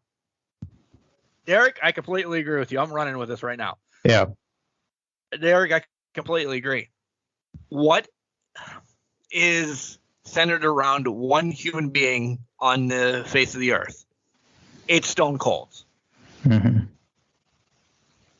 Watching Raw this week, Finn Balor didn't say anything, and they started this bullshit. So we're going to go our least favorite first, and then we'll get to our favorites. This is fucking annoying anymore. That's it. I'm sorry I'm swearing during Ask Can Crushers, but grow the hell up, fans. Like, get into their interview like it was a hostile takeover on Finn Balor. Like, what the fuck are you doing? It's fans trying to put themselves over. It's just fans trying to be assholes about things. Podcast that. Yeah, right. The what chant, absolutely trash. The CM Punk chant before he came back, absolute trash, because it was disrespectful, but it was for fans' egos at that point to just push people. That they always did it during women's matches, which really pissed me off. Exactly. That same thing. It was always during women's matches. It always was trying to get under their skin. Why? Why the fuck would you do that? It just doesn't make any sense. So I completely agree with you. The what in the CM Punk chants, absolute garbage. Terrible. Terrible. Hate them. Trash them. Favorite chants, though? God. Is singing along with Judas right now, is that considered a chant? I consider it one, because mine went to Judas. Oh, Scissor Me Daddy. I mean, that's a good one right now. I also go back to the na na na na goodbye chants when people are being sent off on their own dusty trails, like when Vince would get always sent off. Those were phenomenal. It's chants like those that enhance the product, not stop the product. Bailey's, yes, one of my favorite. Oh yeah, Bailey, loved it. Oh my god, I love that chant. I want to go way back. Yeah. Of course, you said Scissor Me Daddy, right? Yeah, I did say yeah. Any in the way back? I don't know. Like, chant really. You didn't see him in NWA. You didn't see him besides you suck, or just like quick shots at somebody that you hated or something. Chants have only become relevant maybe since New Day Rocks. I'll argue that because you said it. Kurt Angle, you suck. That's a chant. Yeah. That was a fantastic chant. I hadn't even thought about it till you said you suck in that. And I'm like, oh, Angle. Perfect. You're right. New Day. New Day was a great one too. New Day rocks, and people got into it. But they stop over time. You know, they come up to the ring, or if they're doing a big spot, you get the New Day rocks, or even, I'm not a huge fan of saying this unless it really blows my mind. Like, this is awesome. I don't hate it because it at least is a chant that is showing respect to the workers in the ring. This what thing? It's disrespect. It's built in disrespect, and it's meant to just bring down the performers in the ring. Yeah. So we answered both. Excuse me. Yep. Where the hell is Copley, Ohio, by the way? I don't know. I'm about to look it up. How do you spell that? Copply? Eley. EY? Oh, yeah. Derek, where the hell are you from? Yeah. I think you can answer us right now, but I know. Just tweet us or something. Looks like it's wherever Summit County is. I don't know what that is. All right. Well, you find out where Copley, Ohio is. That's really cool. This smack dead center in Ohio, basically. Just south of Cleveland. Around the city? It's just south of Cleveland by Akron. Oh, so it's in between Akron and Cleveland. Just say simpletons. Simpletons, yeah. Mutants will understand it. Sorry, I got too directionally challenged with that. Tried to overtalk it. Great question, buddy, by the way. Yeah. Bruce from Albany, New York. I know where that's at. I've been there a couple times. What's Albany? Okay, go ahead. Hey, guys, love the show. Exclamation point, exclamation point. I have a serious question. Good, they're all serious on here. The three of us are huge Bailey fans. Oh, no, this is going to be fucking horrible. I know where this is going. Jenks' dog is even named after Bailey, and you came out as your wedding to Bailey. But is damage control actually working? Love the shit out of Saturdays. Bruce, Albany, New York. So this guy knows us, apparently. I don't know anybody, but he listens to the show. Yeah, right. He's calling your dog out, and he's watched the wedding video of Kelly and I watching out. So he's been a fan forever. Bruce, awesome. Thank you very much for this. It's not in my book anymore. Even if she wins tonight, I don't know. I think it does if she wins tonight.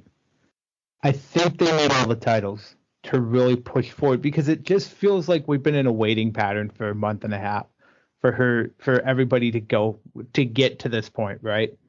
So I think once they get all the titles, we can probably see the momentum fully churning on this. But they need competition, and they don't have competition right now outside of Bianca. And I have theories about the White Rabbit that pertain to certain women in this division now, but it's, to me, outside of Bianca, Asuka's kind of in the ballpark because she's always a good go-to hand, but she's not really anymore. There's not really anybody threatening or any good face out there until Becky comes back. Right. So I think that's Bianca the problem. The match happens like I think we're both going to predict, and that's probably going to be the one spoiler you're going to get. Bianca gets a rematch at the next one, or whatever. But then that pushes us to Survivor Series, right? Well, that pushes us right into a War Games match. So what happens after War Games? That's the thing. We're in so with this group, it's kind of short-term storytelling right now because they're going to hit a wall, and they're hitting a wall in a month and a half, I think. So I don't want to judge it yet because I feel like I want to see where this goes with the title on Bailey and how damage control goes. I also don't think the name fits the group because I don't understand what damage you know what I mean? It just doesn't fit. Like Evolution fit because it was an evolution of the business. Shield, the bloodline fits because they're a family. They're big into the family. The Shield it fit because they could make it work, like with the three-headed dogs. They were a mercenary group. It fit. Degeneration X, they were tearing down things. I get it. I'm comparing them to very big named groups in the history of professional wrestling. But to me, those names make sense for the groups and what they were trying to accomplish. I think of Damage Control. I don't know what damage they're trying to control, and I don't necessarily think Bailey ties to that name too much. You know what I mean? Or Dakota Kai or Io Sky, all phenomenal talents, all great women. I just don't think it's matching up with whatever purpose they're coming in. We don't even know a purpose yet, for my estimation. Essentially, no. And yeah, this is kind of our first women's faction that is going to be taking over. Yeah. The Four Horsewomen did things separately in NXT. Mm-hmm. They were never really, they were just the Four Horsewomen because they came into wrestling together. Yeah.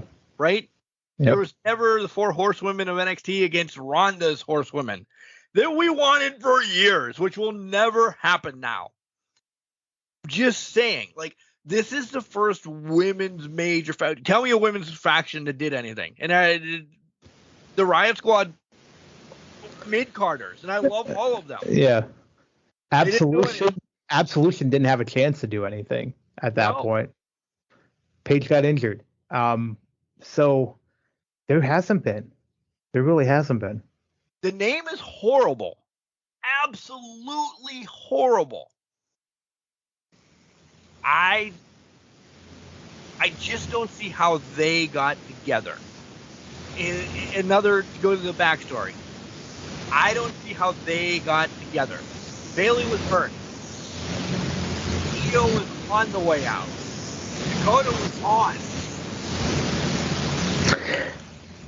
I don't know. Like, who makes that call? Because Bailey's hurt. Hey, when I come back, I want people that aren't in the Federation anymore to come back or whatever. We have never really gotten that full-fledged story. And I don't know. If and when Bailey wins tonight, tomorrow, whatever you listen to this, will it do something? Only if they attack. I want them to attack. They haven't really attacked yet. So, no, it's not working, but it could. It could work, but to your point, we don't know their purpose. And I said this before, yeah, every group had a purpose, and they've literally come out and spell out their purpose when they started. DX, we knew their purpose. They were degenerates. They were just there to take over the show. You know, Shield, Mercenaries, you could go down the line. We just don't know what their purpose is. And if you don't have a purpose, why the hell should I care if you're on my screen besides you being three very talented women back in the division? Give me a reason. Give me a reason to buy into it. So you're on the fence as well. I'm on the fence. I want to give it. I will say I'm on the fence, but I'm leaning towards the side of the fence where I'm giving them time to build this out, because maybe we'll get more when Bailey becomes a champion and they are all champions. I'm optimistic. I think we need one more member. I don't know who. Just don't tell me to pick that right now, Bruce. But I don't know who. But I think they need one more member. And I think maybe you've said it before. I think you're right. One more member, that might solidify things a little bit more for it. Bruce, great question. Stop stalking us. Wow.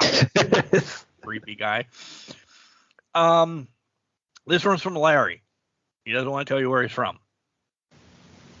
Would you guys ever take a show a month and talk about what you liked about the territory days? My favorite was Mid-South. What did you guys enjoy? Larry, I've been saying this since day one of the show. Territory days, you sound older, like my age. I'm 10 minutes ago.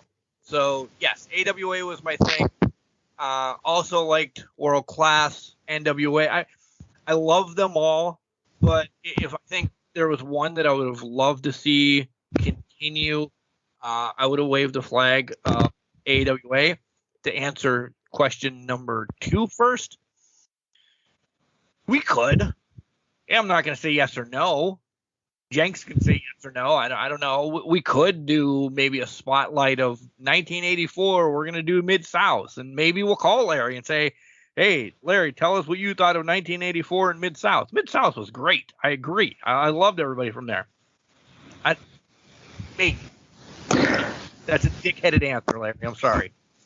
Now, Larry, to your point, I grew up in the territory days, so my limited knowledge of territory days, I would love to dive more into it. If we did a show a month, I would definitely dedicate time to sit down and like start watching the territories. But I know the big ones. I know NWA, AWA, things of that nature. I'd love to get into the more smaller regions. Like I want to dive back into Texas or WCCW and try to get into the Von Erich stuff a little bit more and really get into more of regions that I might not have had more exposure to. So there's a lot of potential there where I want to get back into territories. So if we do it, great. That'll give me a reason to watch the territories and start. Maybe I give a report every month on territories that come through. An extra 10 hours of wrestling. Larry's I'm making fun of you right now. Add an extra 10 hours of wrestling. All right, Jenks, this week we're going to cover AWA. Right. We're going to watch 10 hours of January 1982 to June 1982 on AWA. Right. Go. I'm not going to sleep. On top of the 35 other hours of wrestling. I'm not going to sleep. So, but that's the thing. I mean, hey, listen, if we get a national deal and we get signed full time, I'm watching. I'll make time. I'm watching territories all day, the live long day. That's my first 4 weeks on the job. But to that point, Larry, I think I need to get more exposure to it. I want to get back into it. I do want to watch more WCCW, want to watch more of the other territories. AWA, you son of a bitch. I wave the flag for AWA all the time, and you've mentioned WCCW, you mentioned Mid-South, you do not like AWA? You missed it. I said NWA, AWA. Oh. I didn't even mention Mid-South. You weren't even paying attention to me. What were you doing? Drinking my... You give me shit. What are you paying attention to me? Larry, that's a great concept. Maybe you give us time. I'm not going to say no. Yeah. I will go back. I actually did watch an AWA show, again, Supercard, this week. I love that show. I hate all the finishes. I love when they do stuff like that. I loved AWA. Vern Gagne had a set of nuts. It's just between him and Vince and everybody else that was working, nobody was going to lose a match. No. Supercard.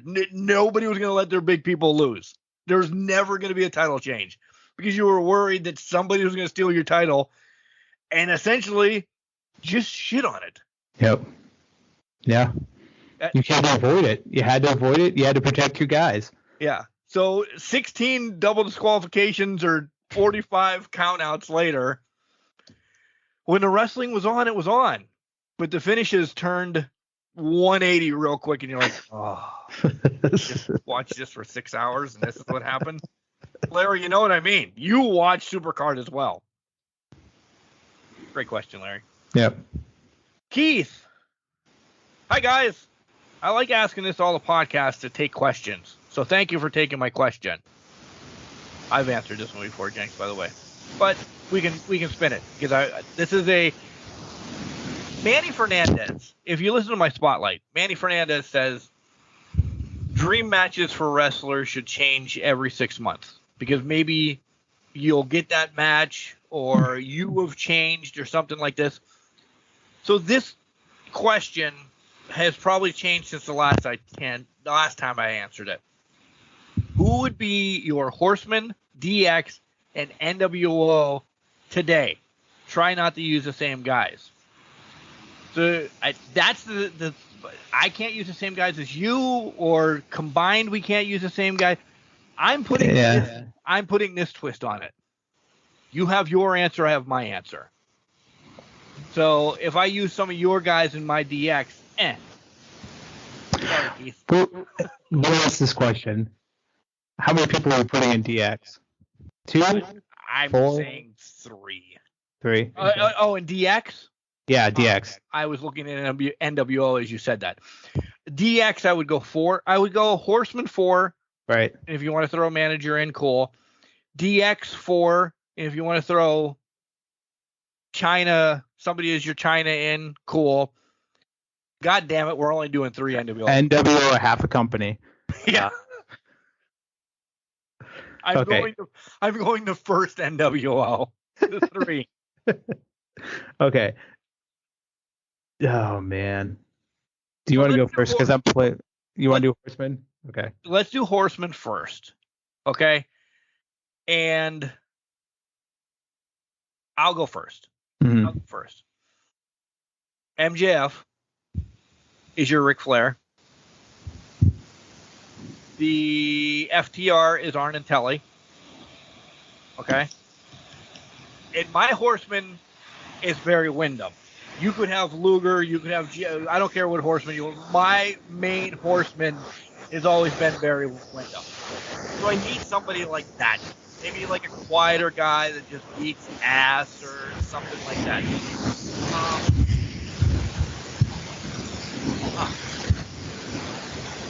I don't want to go all AEW, but I'm almost going that way. You know what? This is going to shock you. And it just came to my head right now because he needs this, actually. Maybe Barry needed this when he joined the Horsemen as well. So it's MJF, FTR, Lance Archer, and I'm bringing Telly back, actually, to be J.J. Dillon. Okay. I will buy. So here's the problem. My first 3 are MJF, FTR, because I don't think there's a better 3 that could represent the Horsemen in professional wrestling right now. I like Tully Blanchard, bringing him back. I kind of would either do Tully or Arn, so I'll leave that door open. I'll say Arn just for the sake of difference between us. Yeah. Yeah, either one's great, though. I always loved, because we know a couple months ago I was getting into WCW, was trying to watch, more Nitros and all that from the beginning of time. Really loved how Arn represented the Horseman brand, slapping around Pillman, getting him in line, telling him you need to step in line and you cannot talk out of turn. The whole thing with Dungeon of Doom, that clip always sits with me and resonates with me. I go off of this one. So when I'm thinking Horseman, I wanted to go a different path than where you were going with Wyndham and that, and I respect your choice. I like it. I'm going to go with a Benoit type character. Still quiet, still professional wrestler, still very good. I'm going to Pete Dunne. Let's put Pete Dunne in there, a little bit of a brawler, a little bit crazy like Pillman, but still a technically sound killer like Benoit was in the mid-90s. I like Pete Dunne in part of that group. I love it. I love that we have 2 different Horsemen that we like, by the way. Yeah. I love that. So you adding Pete Dunne, epic. Yeah. All right, let's go NWO now. Oh, NWO, okay.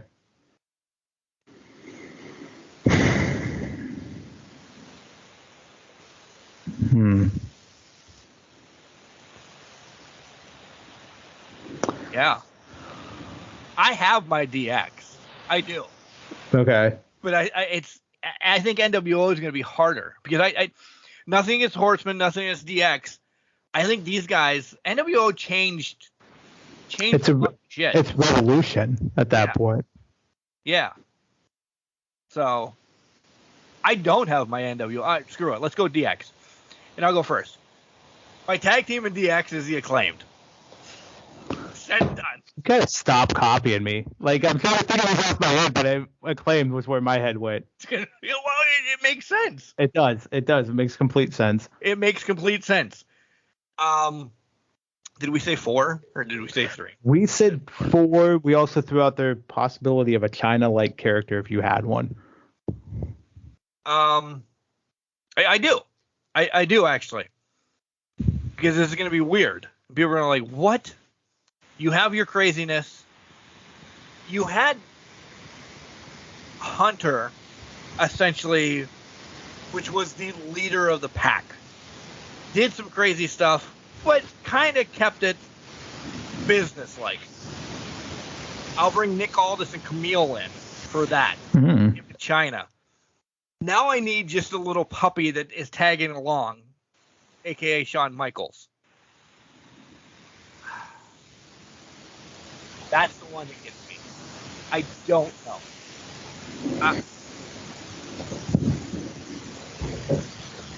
Adam Cole?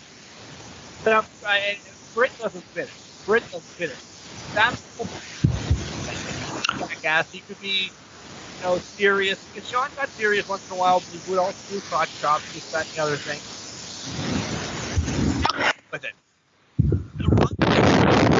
Listen, Camille, Adam Cole is going to be Shawn Michaels and the Acclaimed. Fuck, that's random, but it's mine. So, thinking off the top of my head here, because this is something I've never thought about. I'm trying to pull this together. Acclaimed was my tag team. If I go a China-like figure, I think you have to go someone that would strong, powerful, beautiful. You said Camille. Completely agree with it. I'm going with Miss Undefeated TBS champion right now, Jade. I'm going to throw Jade in there. I think Jade would be a perfect member of DX as a China stoic figure. The part I struggle with is, do I go serious DX or do I go Shawn and Hunter before there was a group of 4, where it was Rick Rude, China, and they were just a couple of degenerates running around like a couple of assholes. And that's kind of where I'm tripping up right now, is who fits that mold. But you know what? I'm going to go with silly. I would actually throw Riddle into this mix because I think Riddle would be silly enough. He can fight, but he's silly enough to make this work in the new day that we're in right now. I think Riddle would be probably that silly character. Business sense wise, oh my God, this is the hardest one. Like, to your point, Triple H, he did his business when he had to do the business. He was down. He was serious.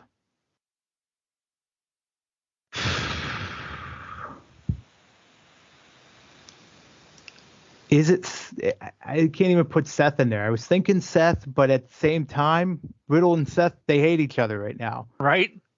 So don't drag this along too much. I'm actually going to go, I'll throw Seth in there because I think Seth would be a good mix. It'll be an interesting mix, but on the spot, I'll go Seth, Riddle, Jade, and the Acclaimed. I think that would be a pretty concrete group. I can argue with it. NWO, people that essentially then for us, this is the way that we're taking this. Your name is Keith. They could change the aspect again if they would do something. To me, it would be all 3 members of the Shield. So I'm making the Shield the NWO. Roman, Seth, and Moxley, not Ambrose. Yeah, that's the important distinction. It has to be Mox. Seth Rollins right now. Those guys now. Like, yeah. Now, how they are. Seth is the stupid guy that he did, whatever, the cynical guy that he is, and Moxley now. Yeah. I'm going to go Mox. I had Mox in my group because I thought Mox is a perfect NWO candidate. I loved he would revolutionize. I'm going Kevin Owens. Your group needs a talker, needs a centerpiece. Kevin Owens would be the change, the serious side of things, brutality-wise. Touche.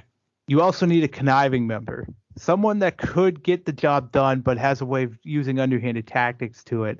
And this is where we can start seeing the leak in of individuals for the NWO. This is where I put Adam Cole. Because in my mind, Adam Cole has so many ties outside of it. The NWO can expand from this point, but Adam Cole can play a very good part of being conniving, set up game plans, cheat to win, make sure that they are getting ahead of the game. So I'd put Cole in that group. So I go Adam Cole, Kevin Owens, and Jon Moxley. And now I'm going to put my caveat question. Who's your Vincent of the whole thing? Oh, God, the Vincent. Michael Nakazawa. Oh, that's a good one. You know what? No, screw it. Sami Zayn. I'm taking current Sami Zayn. Yeah, you might have beat me on that. Keith, that was fun. Thanks. Mm-hmm. Wait, this guy has shit in quotation marks. Uh-oh. Doug P. from Pennsylvania. He says Can Crushers and Joey Styles' voice. Can you do that? I'm not trying it right now. Oh my God. Can Crusher. No, that was terrible. That was shit.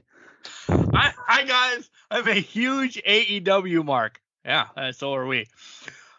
I like you guys. We like you as of right now. Big fan of the House of Black. Oh, no. Big fan of the House of Black. With Malachi taking time off and Buddy doing whatever, would you like to see Julia go out and recruit some more members? I really want to see a heel turn from Sting and... I'm telling you right now. Fuck you. A heel turn from Sting and Darby and maybe returning Jeff Hardy. Doug from PA. Doug, none of those need to be in the House of Black. No. I'm clearly taking this first. No way do I want any of that. Jeff Hardy, we don't know if he's coming back. If they would have did the heel turn, I think they would have did it this past pay-per-view or week with Sting and Darby. No. With all the shit going on, Malachi getting a head tattoo, I really think he would be the one that's going to make the return. Buddy, we don't know really what's going on with Buddy. How about we give Julia and Brody their time to shine? Not that I want Wardlow to lose the TNT title because I'm a homer, but let's get that feud going. Let them two big men slap some meat around together. Let that happen. I'd be all right with that. Julia as herself is building herself up in ring. I don't want to see anybody else added to the House of Black. So, sorry, Doug. I definitely don't want to see those three that you mentioned. I will say this, Doug, too. I think there's something happening with Sting before Malachi left and Buddy left. So I think there was a turn or something crazy was going to happen. So I see where this question's coming from. I will say this. I would agree with Mark that Brody King and Julia just need to do their own things as a unit if they can, but do their own things to keep the House of Black alive. I also would not be mad, though, if Julia Hart's going out and recruiting people. But here's the caveat with that. How do you recruit people if it doesn't fit with your story? So how's she going out to recruit people? Is it because what we've seen a lot in the trends and a lot in AEW now is you got Stokely Hathaway handing out business cards for the past month and a half. Julia Hart's not going to do that. I don't think Julia Hart spitting in people's faces like Malachi did to turn them. So I just don't know how she would go about recruiting them and turning them. And it would have to be a long-term storytelling if it's like a poisoning of the mind type thing. So I just don't know how she could go out and do that. I would not hate it if they could do it right and it's with the right people. But who would be the right people is the other aspect of that. There's not a lot of big name people that they could go out and recruit right now within AEW that I think would fit the House of Black mentality. Could we get Shotty Lee Johnson, her fiance? Maybe. I don't know. It's announced, by the way. Congratulations. Yes, congratulations, guys. I forgot. Yes. I posted that this week. But no, I agree with Jenks. As much as I bitch and complain, I don't, Doug, you could hate me. I'm sorry. I don't like those three that you brought up. No, I don't think Sting ever turns. If it would have happened. Darby, he's reckless, and it's real talk. We don't know what's up with Jeff Hardy. Yeah. I don't think they fit, but that's my opinion. You can have your own opinion. If you thought they would, maybe. But I think Brody needs. A lot of people don't know Brody's ROH work yet. I think he needs to build himself. And then we get a story about Malachi needed to go to the darkness and recover his antlers or whatever if he decides to come back and everything's cleared up and he doesn't go to WWE, we can get that story, and then they can run roughshod again. We just need to build Brody and Julia up first. Agreed. Make them the mainstays on the roster right now, build them up, and then we can expand out after that. All right, that was from Doug from Pennsylvania. With all the influx of women in AEW, not knowing when Thunder Rosa will return, is this the right time for Jade to have both straps? Renee from Hot Atlanta. Well, she says Atlanta, but it's Hot Atlanta. We've discussed this several times, Jenks. Mm-hmm. Probably over the year. Yeah. No, not yet. I agree. Well, and here's the thing. I think as soon as she gets both straps, she's dropping the TBO. Yeah. I don't think she'll run with both. I just feel like we're 5 months out, whatever Revolution is. I think Revolution may be the time, but I think she has to lose the actual title first.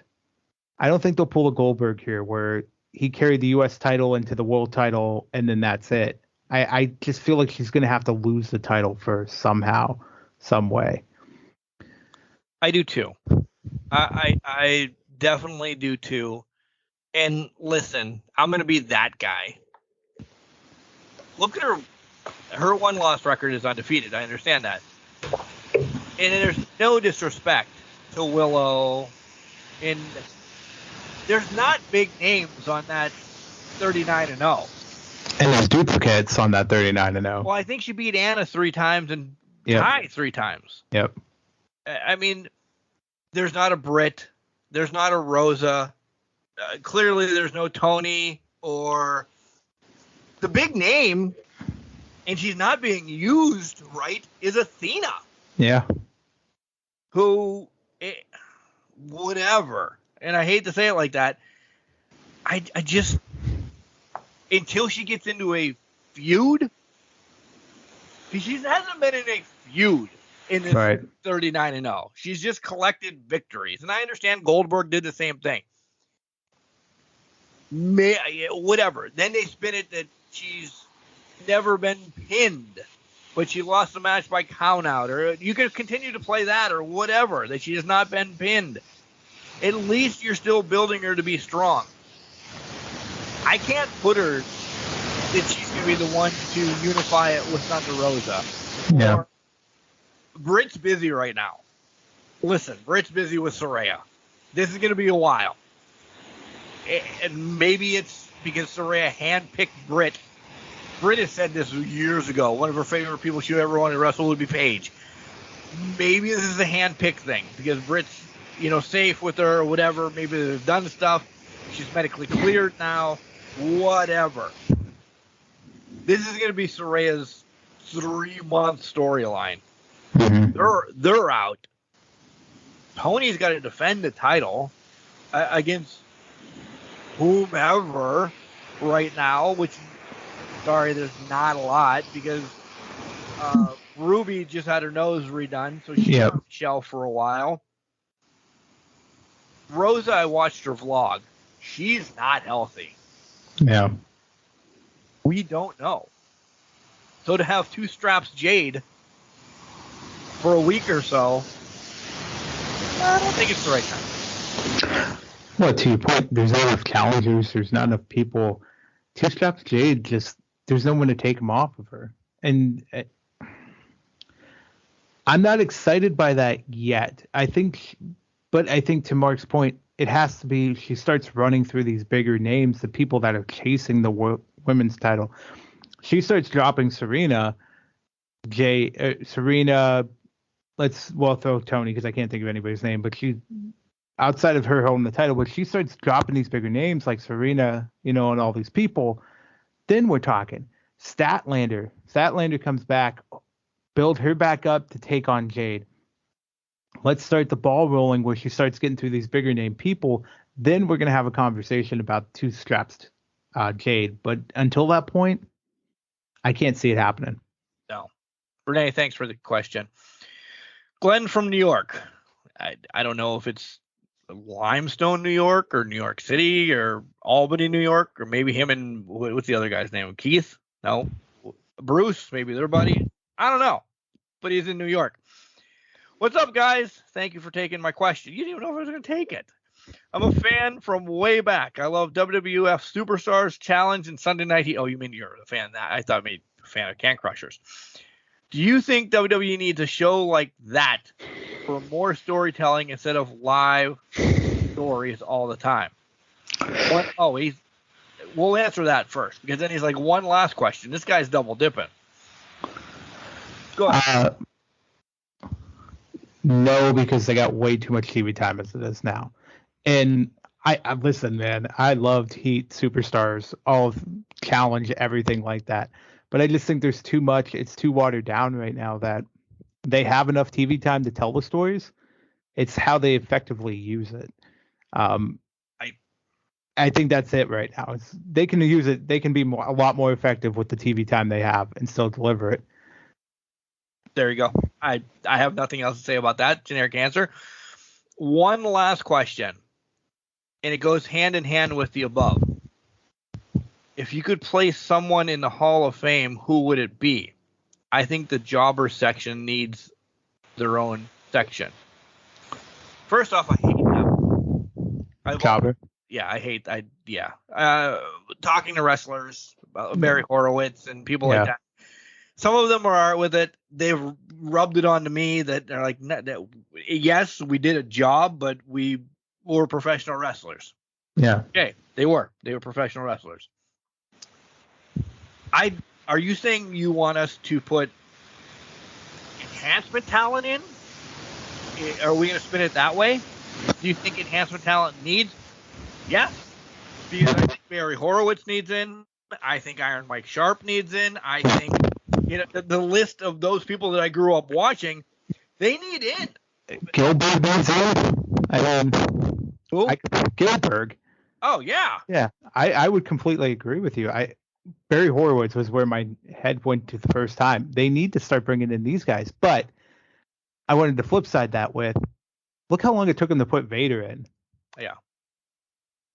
There's so many people, the Bulldog, British Bulldog, there's so many people that they've taken so long to put in the Hall of Fame.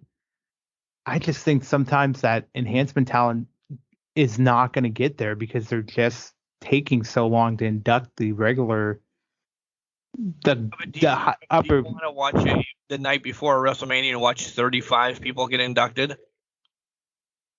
No, but I would say maybe one spot go Barry Horowitz, and then I would choose it over celebrities in the Hall of Fame. Touche. I think the only legitimate celebrity that should have went into the Hall of Fame was Pete Rose, exactly, because he was in some sort of stupid wrestling storyline, at least wearing a chicken costume, getting stink face from Rikishi, tombstone by Kane. He had a legitimate tie into the story. Pete Rose is the only Hall in Fridge Prairie. Those are the two celebrities right now off the top of my head that I could think of that deserve a Hall of Fame spot. Outside of that, give one to Horowitz. I would love to see these enhancement talents go in there. I mean, at some point, James Ellsworth would end up in there. Vince McMahon himself, because for a year, he did phenomenal work. He won the first women's ladder match. He did. He won the first women's Money in the Bank ladder match. I mean, he did a lot for just being what he was, and that's a good thing. So we agree with you, Glenn, on the enhancement talent. Wrestlers need to go in. There's a million people that we could name that need to go in, so we could skip that. If you're saying, because the last question goes hand in hand with the above, if you want to do a Superstars, a Sunday Night Heat, or something like that, I say televise your live events, put them on Peacock. So I guess I need to go back on this a little bit here. I would agree with that. Maybe we should read the question. I should have read the question. No. So you're reading the question right. I would agree, televise your live events, because there's a lot of good things that have been going on this year at live events. However, we're forgetting about main event that's on streaming right now. I know it doesn't carry any storyline implications per se, but it's showcasing talent that's not normally used in the company. on a week-to-week basis. So maybe we need to start watching Main Event more. Maybe start looking at those other options. And even let's go back a year or two. 205 Live was 5 years ago. That was putting on banger after banger match with Mustafa Ali and Cedric Alexander and all those guys. That was something. So I think the shows are there. It's if we're watching them and taking them in a non-traditional sense of using the internet and going through the streaming service. Yeah, good point. All right, Glenn from New York. We actually liked your question. Thank you. Kurt says, wow. First word, Jenks, I know where he's going with this. CM Punk, Omega, Young Bucks, Malachi, Andrade, and the list could go on. Oh, wait, Sammy and Kingston, too. Are we seeing the dark side of AEW with all the egos? So I don't know if it's the dark side of AEW. I think it's a lack of leadership in the back. Any one of those guys. Kind of touched on it. Yeah, go ahead. Yeah, we kind of touched on it earlier. I think it's any one of those guys really could have stepped up and been a locker room leader, but didn't. And one of them. Yeah. Even Sammy being the young pillar that he is. I'll wave the flag. Dude, I watched Sammy at Wrestle Circus. Yeah. Like, he ran Wrestle Circus in Texas, where Adam Cole and Britt Baker were tag team champions when Adam left ROH and was like in flux before going to anywhere, and then came to IWC to be the Super Indie champion for 2 months. Any of these guys on this list, I'm going to be a dick. I'll take Malachi out. I want to personally, of mine right now, I want to take Malachi out. Maybe because it is mental health or whatever he's going through. I won't shit on him. Punk and Omega and the fucking VPs, Andrade, Sammy and Kingston. Kingston, 20 years in the business, and he's maybe not the Harley Race type of persona that don't fuck with me or I'll fuck with you back. You all could have been leaders and did something. So I agree with you. Yeah. The dark side, I don't think we're there. We just need somebody to say, I have a bigger set of balls than Tony Khan, and I'm not dissing Tony Khan, but I have a bigger set of. We need the Undertaker back there. Yeah. And what is not the Mean Street Pod? Jesus Christ. The Superstar Court or whatever it was. The court. Yeah, whatever court he had. Superstar Court or you're talking BSK. But yeah, gotcha. The Bone Street Killers or whatever they were called. I think that was it. Yeah. We need those 5 guys or whatever in AEW. Mox, Danielson, Jericho. There's 3 that have stepped up. And then whatever. Listen, we same thing we said in segment 1, but go. Well, and let's go off that point. I think we might be entering a state of that transition period where Mox, Jericho, and Brian are taking over. And they're trying to bring in and rein in that locker room. And that could be putting a lot of pressure on some of these bigger egos, to your point.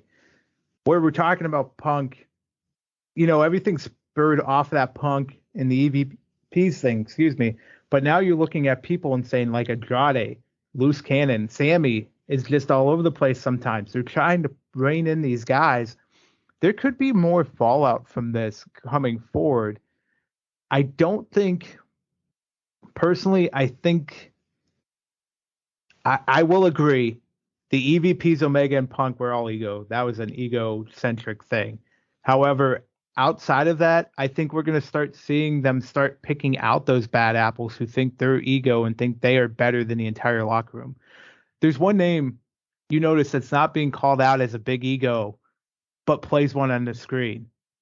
MJF doesn't do a fucking thing I don't know the whole backstage situation, but you don't hear rumors of MJF walking around with this big ego and walking around like he's the king shit. MJF does that on screen, but it's always the guys on screen that do that are usually the professionals in the back and know how to act professionally and how to do right by the business.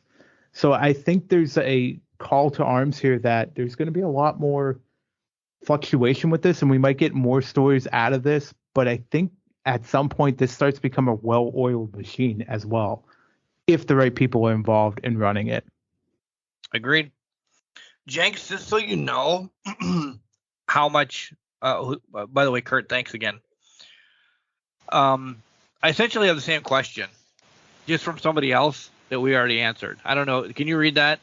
Yeah. He says, hey, a few weeks ago, the question came up. What are your favorite feuds? Not the greatest of all time, but your personal. I enjoyed the Road Warriors against Paul Jones' Army, Midnight Rockers against Bad Company, and the Von Erichs against Freebirds. Talk about that. Hey, Kyle from Maryland. We just did. Yeah, we did. Good question, Kyle. Told you. I just copy and pasted. Yeah, you did. Now you know. Next question is Scott from Fairmont. There's got to be a million Fairmonts all over the United States, right?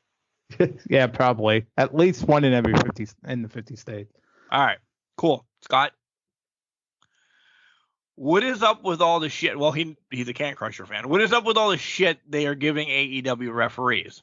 I saw Brian Hebner just bashing them over this or that. I just want to say, hey, every ref has missed something in the years. They are human. Enjoy the fucking show. I mean, I could not have said that better. I could have said it better myself. The only AEW referee I've ever had an issue with was Rick Knox because he can't run a tag team match to save his life. But that's his shtick, though. That is his shtick, so that's fine. I've grown to accept that. I would agree. We mentioned this, what was it, last week or a couple weeks ago with Hebner. I don't get it. I think it adds to the match. I love the personalities of the referees. I love that they're being shown off. I love that they're involved in the finishes and involved in this. That's what I loved about when the whole Earl Hebner storyline with Triple H in the Stephanie McMahon Helmsley era. It was, he got involved. He kept pushing. He pushed Triple H back. It cost him the title with Jericho. It was beautifully done. I just love how they get blended into the storyline. So I don't understand the bashing myself. It took me a minute to take Remsburg and his whole theatrical thing. And then I became to love it. You guys, if you've listened to Can Crushers, you understand it's a very slow burn with me. I hated the Acclaimed, 7 months ago? Oh, we've heard it several times. Yeah, every week you hated the Acclaimed. And then I'm like, dude, you got to get on board. And now you love them. Yeah, I do. Now you're scissoring people left and right in public. I'm scissoring people on my garbage route. Random within itself. Seattle wins 4-0 over Toronto in game number 1 there. I agree. I don't know if you're saying about maybe things they've missed or their theatrics. Remsburg is over the top. Aubrey to me is like the rough, tough one in AEW. Like, she doesn't want to take any shit. Yep. You're right. Knox is, if we're going to pinpoint a horrible referee as a tag team specialist referee, his 10 count is an hour-long show. But it's their thing. Yeah. OVW Daniel Spencer is the idiot referee that wears a sleeve on one hand. On one arm, I mean. Like, everybody's got a thing. Listen to some of the spotlight. Who are you? Scott from Fairmont. I think you're agreeing with us. Enjoy the show. But they're allowed having a gimmick, too. They are part of the match. Is it a hidden gimmick that we have to take months to figure out what the hell it is? A la Remsburg? Or a la Aubrey being rough and tough? It might be. Mark's a little slow. And I'm pointing at this Mark. He's a little slow. Let him go. Let him have fun and enjoy fucking the show. I agree. What amazes me, and I thought about this after the show last time, is when we talked about Brian Hebner bitching about Remsburg and that, I go, look at your father's work in WWE in the early 2000s. He was his own character. Mike Chioda, his own character. He was the fast counting referee. Everybody loved him. Nick Patrick was the fuck stick referee. I love Nick Patrick. Don't get me wrong.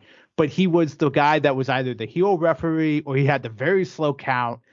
he was all of that, and I only call him Fuckstick because of the Alliance days, and I hated him in that whole thing, and with the NWO and that, just hated how he played that role, but he played it to perfection because that was his role.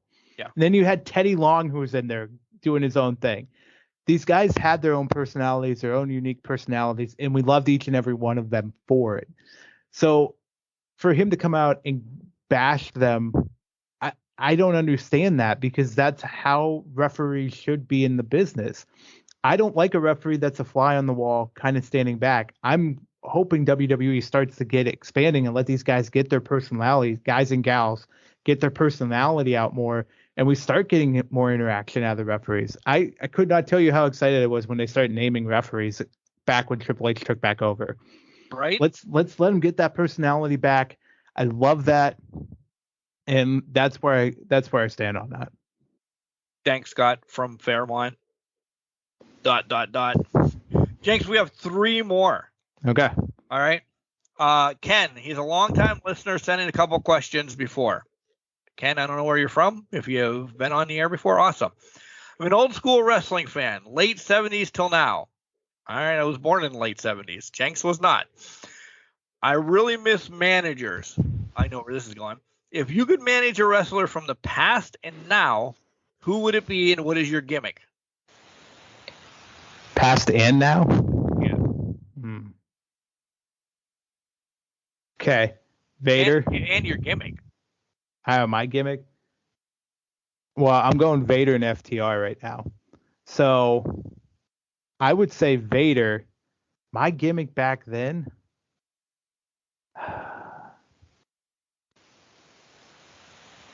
I hate it because I think it would be. It wouldn't be Cornette, that's for damn sure. I wouldn't. I think I'd just be a pompous ass when I was on the mic, and it would just be a pompous ass type thing, but have it done in a Paul Heyman-esque way, right? Paul Heyman speaks the truth. So I don't consider him a pompous ass about it, but I feel like I could be a pompous ass and deliver a Paul Heyman-esque message in that aspect. So if I'm thinking off the top of my head, it would be some sort of mix in there. I don't know how though, but that's kind of where I go with that. I like it. I've never really thought of this. Yeah, neither have I. So I don't know how the hell you got it so fast. You weren't supposed to answer it that fast. FTR, your favorite tag team. Vader, I don't know. I'll tell you what I would be. Me, the sarcastic bastard that I am. I don't need to change my gimmick. I am Mark. I will be nice to you now, and then I will shit on you later. I'm Mark. Yes. Perfect. I want to manage like Roddy Piper. He didn't need a manager. Yeah. I want to manage people like that. So I'll change it. I want to manage women then. If you're going to take the men, I'll take the women.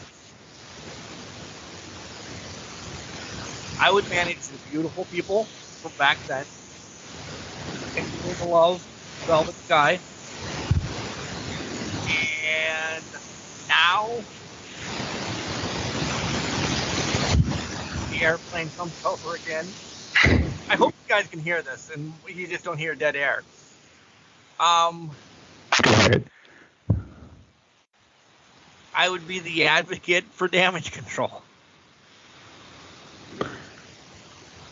As well as they can talk, they need one.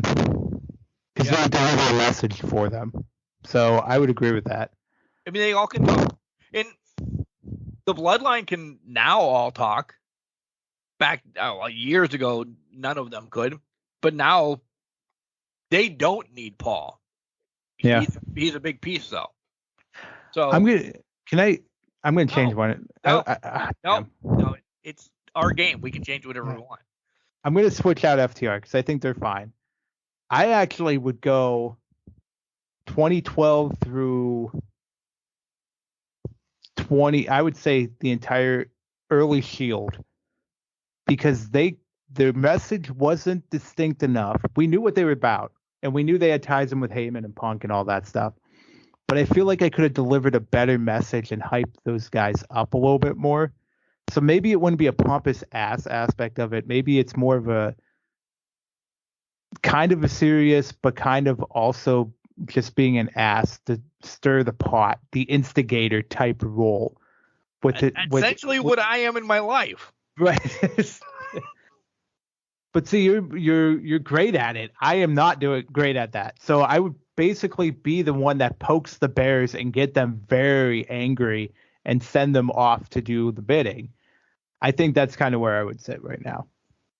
So you're saying you want to be me? That's the best thing I've ever heard. I aspire to be you. Ken, thank you. Jenks finally tells the truth.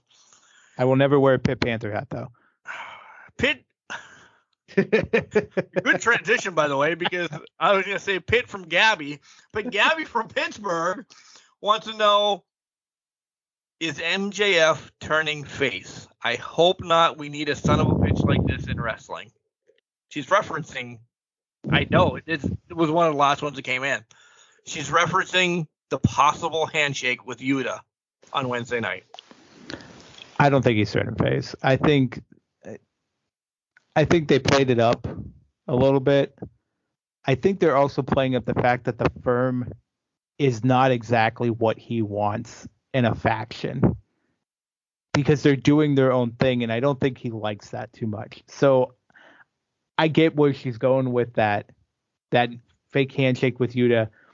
Let's be honest, they've had a lot of history, and they're probably best friends at some capacity, or some friendship exists there. I just think that also was only to set up bringing Regal down, because they had to work Regal in here somehow for him to get clocked at some point. So, agreed on all of those. Yeah. But when MJF wins this title and Mox gets his 6-week vacation, and then wants to, when he comes back from vacation, to get a title match, and we get a slow build to that title match, MJF is going to need to defend against somebody in those 6 weeks.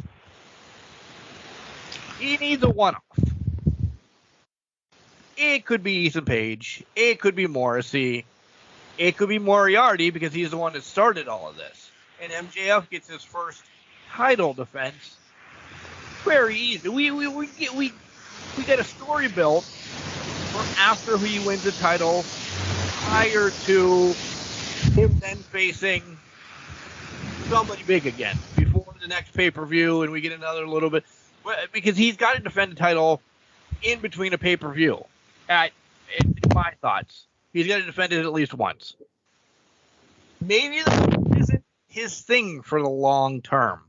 This is only contractual until he gets that title.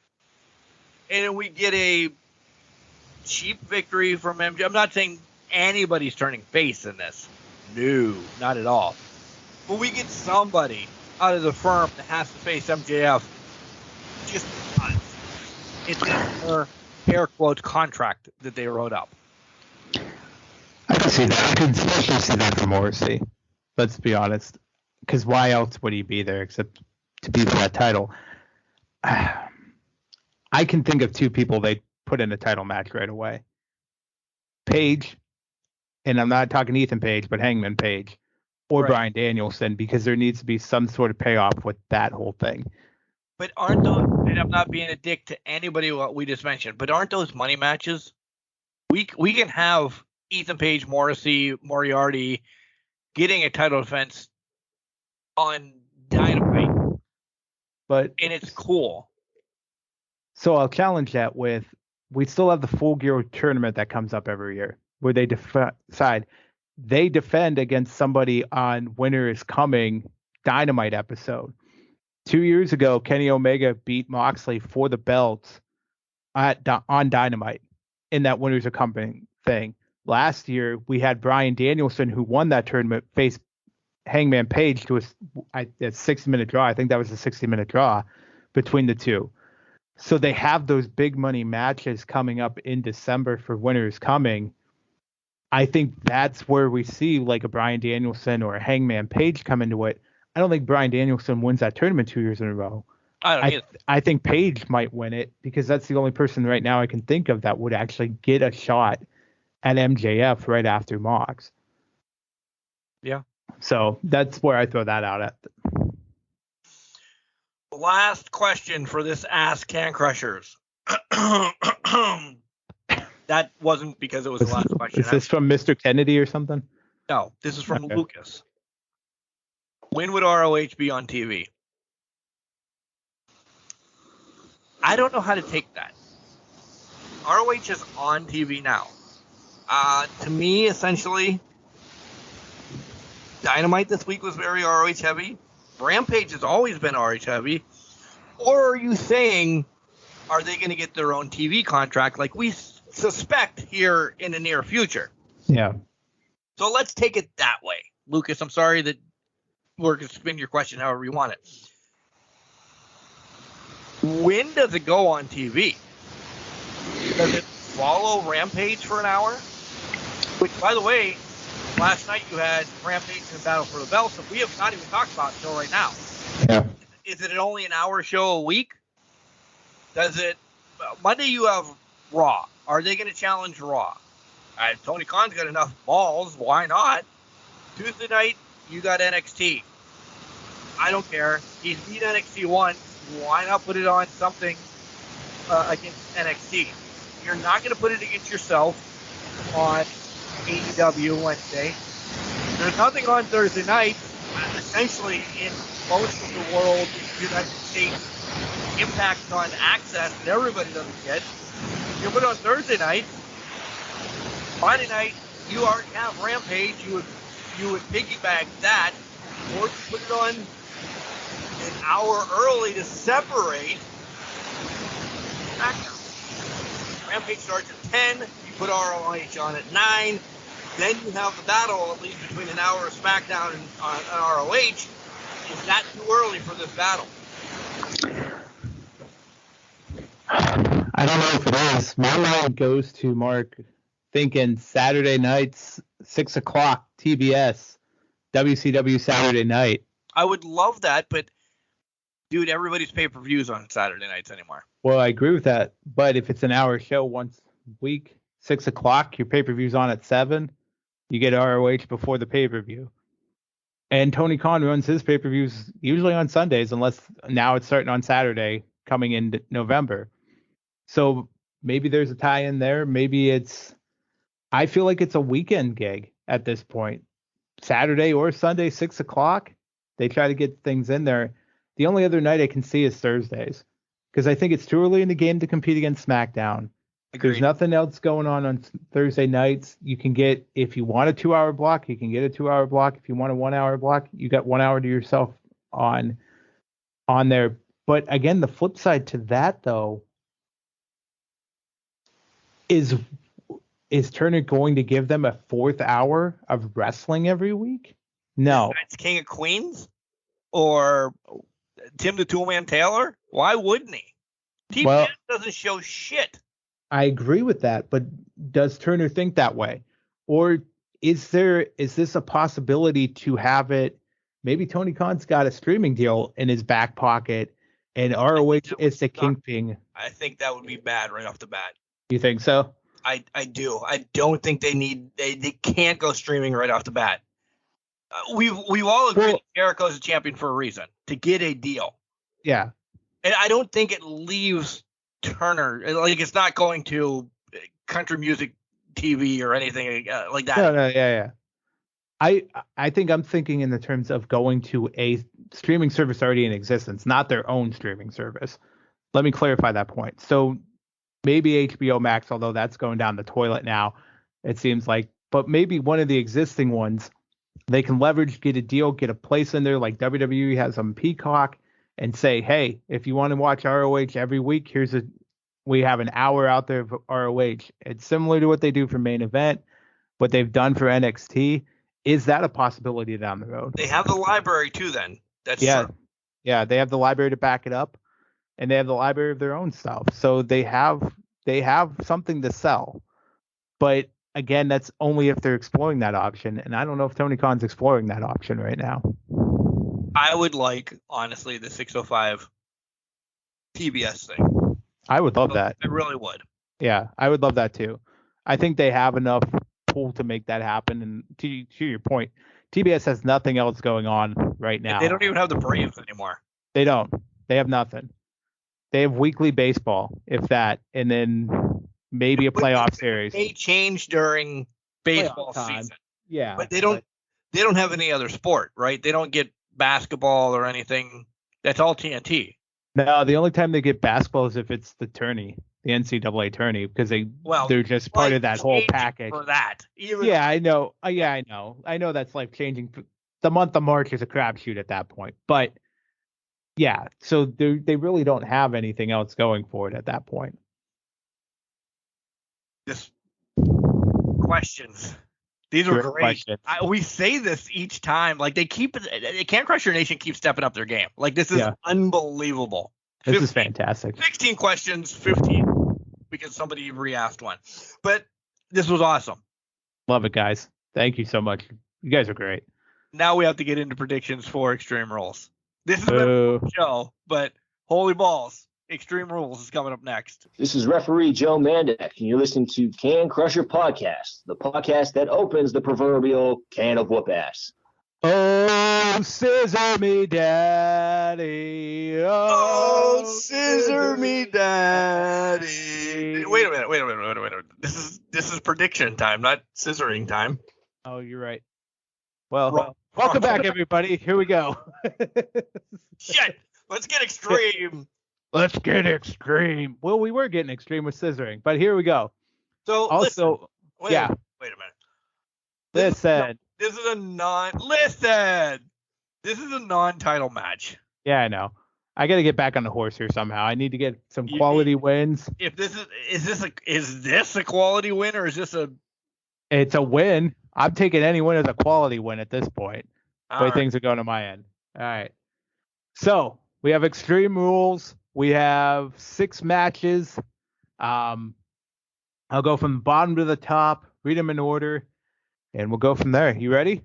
I'm writing it on a blank date who we pick. So okay. All right. First one is the 6-man tag, good old-fashioned Donnybrook match, the Brawling Brutes or Imperium. Mark, what you got? I would be really pissed if the Brawling Brutes don't. They just had a tag team title match. I understand they're building up. We're probably going to get another Sheamus Walter match, and we could get a spinoff of Imperium against the Brawling Brutes. And I don't think this is Extreme Rules. Anything should not end stupidly, like in a disqualification or anything like this. This would be that match. This would be because the other ones all have like implications on major storylines and everything. And big people returning, blah, blah, blah, blah. We'll get to that. I have to take the Brutes only because I love them. And as much as a year ago we're like fucking Butch. Yeah. Now it's fucking Butch. Yeah. Now we're in love with Butch. See? It takes us time. It does. Brutes. Imperium. I think you don't bring him up and have him lose. I can't see him losing. I just feel like they set up the Brutes to lose to Imperium here. So I'm going Imperium. All right. I quit match. About that. Oh, we need to separate somewhere, so we're doing it right off the bat. Okay, I quit match. Edge versus Finn Balor. I'll go first. We might separate here too. I think Finn's winning this. But I think it's a pass out victory. Finn wins. Yeah. Finn wins. Yeah. Because Dominic. Because Ray's going to be around this. Maybe Ray throws in a towel like Arnold Skolin or something like that to keep his friend alive so he can battle together against these bastards. Or I said something funny I don't want him to end with a double disqualification or anything like that. But if this isn't Finn, Edge is done with the Judgment Day then, right? Yep. Then it's just Ray back Yeah. Judgment Day. So it's got to be Finn. I would also say you brought up a good point about Edge and Ray throwing in the towel. What if they're about to do something to Ray and they force Edge to say I quit? That could be a possible ending to this too. Yeah. So I think there's a multiple angles that can be taken here. So Yeah, right. Edge is not getting the win. No matter what, Edge isn't getting the win. No chance. There's no way. In hell. Yeah, no chance in hell. You've got. All right. Up next, the strap match. Drew McIntyre or Karrion Kross? I feel like we're on the same page with this, but Go ahead. Yeah, it's Cross. yeah, it's definitely Kross. There's no way Kross is losing to McIntyre here. Yeah, no, everything that's engulfed around him that we've talked about, Cross is kind of like first match. Dude, dude, God. This was really fucking full, by the way, of liquor with a little bit of pop. Drew needs some time off, and it's no disrespect. Dude's been carrying the company for 2 years without taking a hot minute. Yeah. Let him have a minute. I don't whoop his ass, do whatever. Have people return in this match to decimate Drew is what I'm thinking. The Mad Hatter might be coming by. This is the match that we're thinking, right? Yeah. Yes and no. There's something that's been bothering me a lot. Besides that itch down below. If you want to go there, yeah. But there's something about the last cryptid message that bothers me. But we'll get to that later in this pay-per-view. I do agree. I think something weird's going to happen in this one. And I think we're going to start seeing things happen here. But I think it's Karrion Kross on this one. Okay. And I like strap matches, by the way. For Ooh and all that. So, yeah, Kross. Yeah, strap matches are amazing. All right. Fight pit time with Daniel Cormier, Riddle or Seth frickin' Rollins. And I think this one's me to pick, right? I think we're there, though, but go ahead. I don't know if they're going past this or not. This one's my hardest one, I think, to pick. You're not for you? Well, I think this is it. I'm kind of leaning Rollins on this one right now.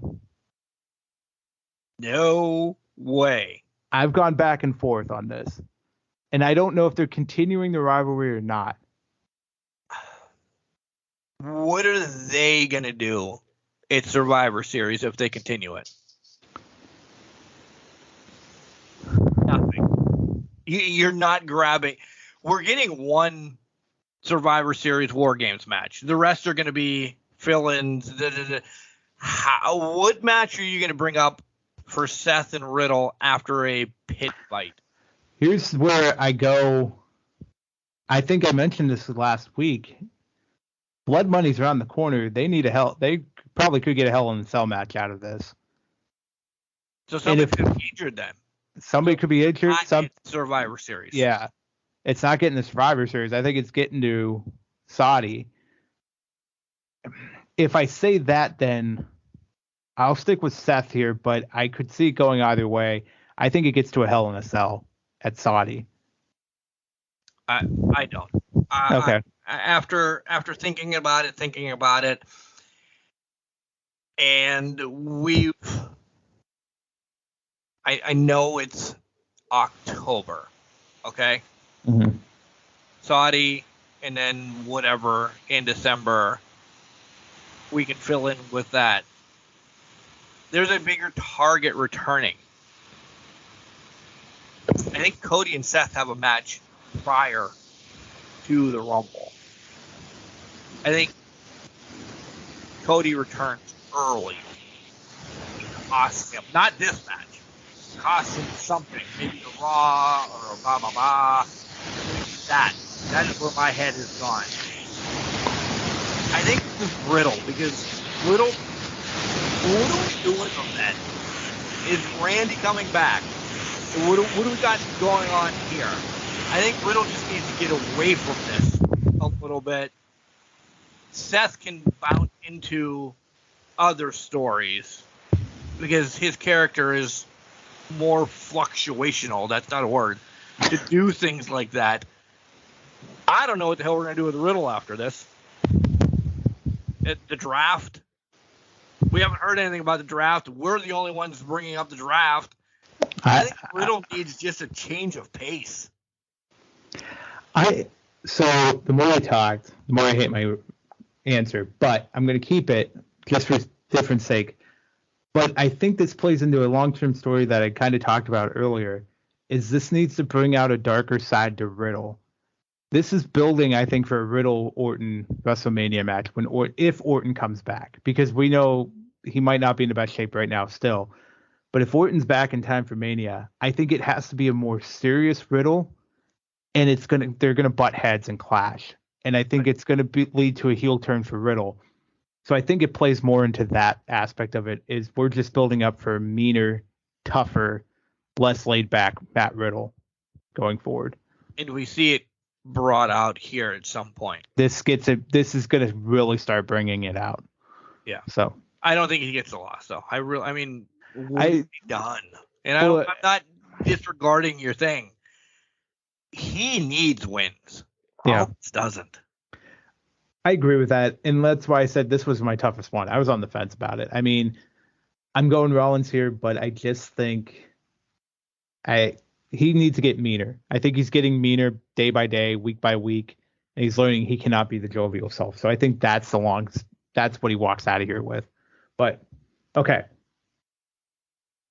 Raw Women's Championship ladder match. Bianca Belair, Bayley. We got. I think we both already said Bayley's winning. We both did say that. I agree. Yeah. Bayley's winning this. I also have to say this.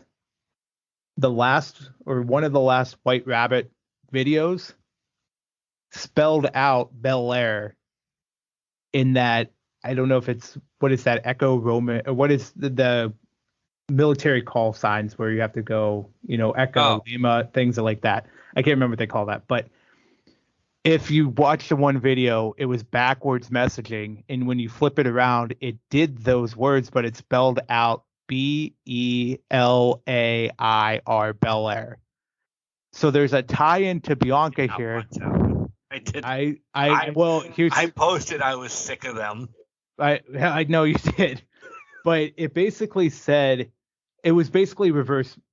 It was just a bunch of gibberish. It sounded creepy and shit, but people turned it around and it spelled out Belair at the end of it. And then it brought on something about being in the city of woe and something else that was an old Wyatt promo at the time, way back when. If we tie in Belair, Wyatt's not attacking Belair, but who used to follow Wyatt? Alexa did. Does Alexa turn, and I'm not saying during the match, this could be after the match even, does Alexa go back to the dark side with Bray? Or does something happen here with Alexa? Or is this just a whole big Alexa blow up thing? I don't know, but the Belair thing has been driving me wild for a week and a half. I think a lot of these recently are just messing with you. Are just to throw you off. Yeah. I think the early ones gave it away, and people are like, wait a minute. There was a QR code on last week? I didn't even see it because they were quick then. Yeah. And only the idiots like us would have recognized them. Now they're like, enter flashing here. Up. Yeah. Take a picture of this. Yeah. Like, now they're just no possible way it's Belair. To link it back, could it be Alexa? Yeah, I'd be all right with her going back because since she left that train wreck, and I love her, but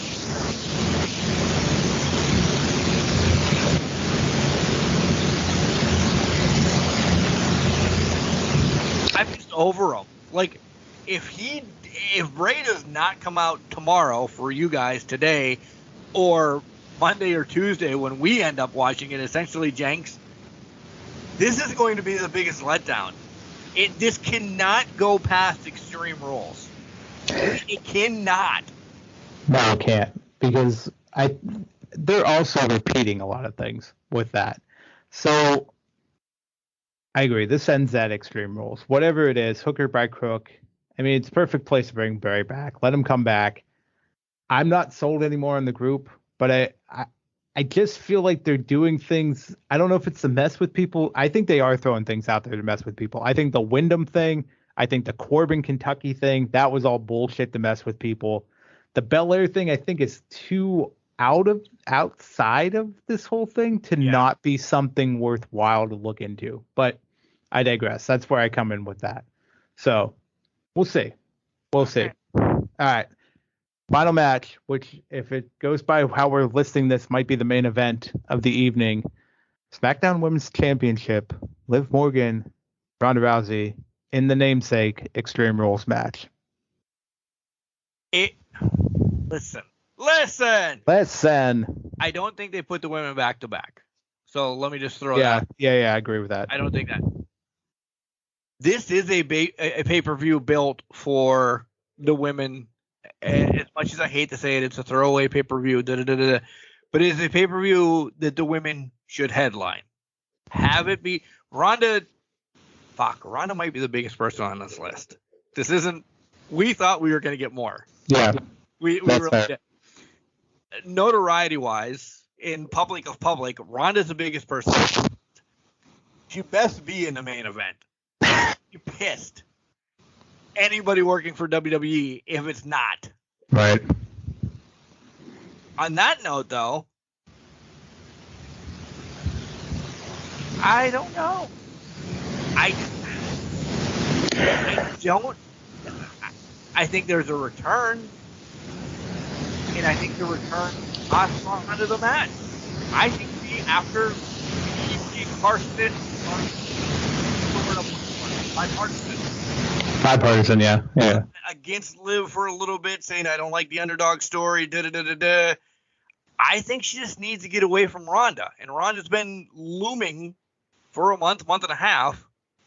Maybe she could build a storyline better with somebody else. I think Liv keeps it. I'm toying with this one because I don't know what Shayna Baszler's doing with this whole thing. There's been the attempts to bring her back into the fold. We can make runs. I personally would like to see them make a run at the tag titles because I think that would be a fantastic team in that aspect. Will they do it? And Shayna? Yeah. No, listen, I know that's not going to happen, but Ronda and Shayna, I would love to see them go after the tag titles. I'm going Liv too because I think they're not pulling the title off of Liv. She's selling merch. People are loving her. I think this is Liv hanging on to dear life. They're showcasing her more, doing extreme things now. This is all Liv. Or they're pulling the wool over her eyes and Ronda's getting it back, and then Charlotte comes out and just confronts her. Although there was also that rumor that came out a couple days ago. I think I saw somewhere that Charlotte has been keeping quiet because there's something going on. I don't know what's going on with that. Personal issues that are going on. But it's funny, it came out the week of the Andrade, the Extreme Rules thing, and then the Andrade thing. It just seems like there's things going on here. So personal issues, yeah, she's got them with Ronda and Liv. She has them in tenfolds with Ronda. So maybe that's when she comes out. I think if she does, she's overshadowed if Wyatt walks out, though, because nobody's going to be talking about her. So maybe she doesn't show back up yet. Maybe she shows back up next week, or conveniently at the season premiere of SmackDown, which would be yesterday for everyone listening right now. So who knows? We'll see what happens. 10 minutes away. 10 minutes away. Yeah, as if we're recording 10 minutes away, but who knows? Yeah. And if it is Bray coming back today in a couple hours, whenever you're listening to this, yesterday, because maybe you listened to it on Sundays yet, whatever, I don't think much random happens. Because Brave returning is going to overshadow the Brutes winning, Finn doing whatever. Like, this could be the biggest throwaway pay-per-view that WWE has had just for a return.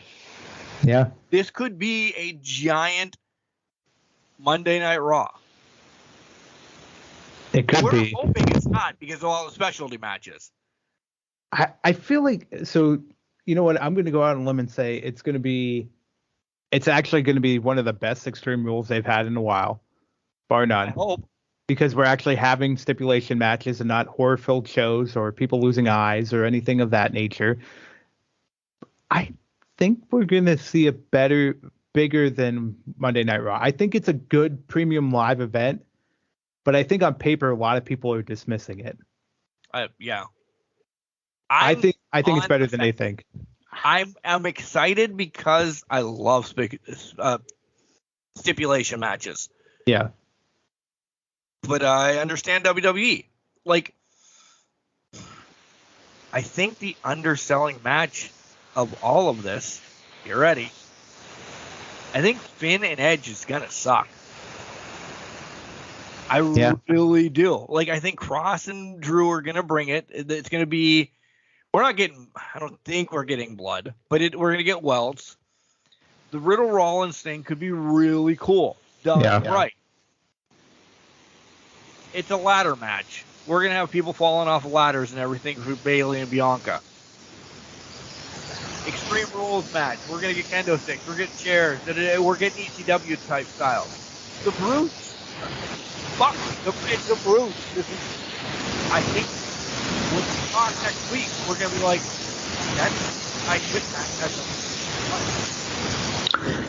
Yeah, because it's going to be so convoluted, they have to do a bunch of shit in it that it's just going to be the worst. It's not going to be, I won't say the worst, but it's not going to be a great I Quit match.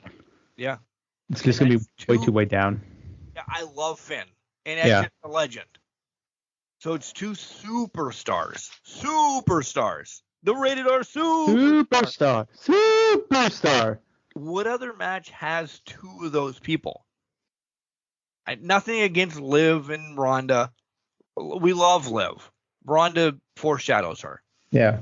Bayley and Bianca. Bayley's recovering from an injury. I don't know. I think some people might be getting sick of Bianca. This guy. And I don't mean it mean. She's great. Riddle or Rollins, it's a build around the match. And you have Daniel in it. So that pulls away from them. Ross and McIntyre, that could just be a bloodbath. Yeah. And the sad thing is that reverts back to we need to have a bad match. Something needs to go on second. What? Something needs to go on second. Yeah. Yeah. Go by Jericho logic. Something's got to go on second. Might be it. Yeah. I don't know. I don't know either. Yeah, that's it. I'm worn out. This was awesome. This was fantastic. It was. Glad you guys enjoyed it. Guys, reach out. Tell us what you think of our answers. Let us know. Send emails in. Tell us your predictions. Maybe we'll make fun of them next week. Hopefully you guys beat us. I don't know. Tell us what you guys think. You have to send them in before the show tonight, though. What? They have to send in the predictions before the show tnight. Yo, yeah. Give me send them in Tuesday. Send them in Tuesday. This is who I picked. Did you? That's awesome. Oh, you picked everything else that happened during the pay-per-view too. Yeah, I knew the White Rabbit was actually going to beat up Butch. I knew the White Rabbit was coming after Butch. I knew the White Rabbit was going to be Adam Rose. It just made sense. Him or Corbin would piss me off so much. It's probably going to be fucking Corbin, and it's going to be like an investment pyramid scheme bullshit thing. Him and Jinder are back. Him and Jinder are back to sell you timeshares in the Bahamas, guys. Jenks has to get on the road. I love you guys. Make sure you tune into the Spotlight this week.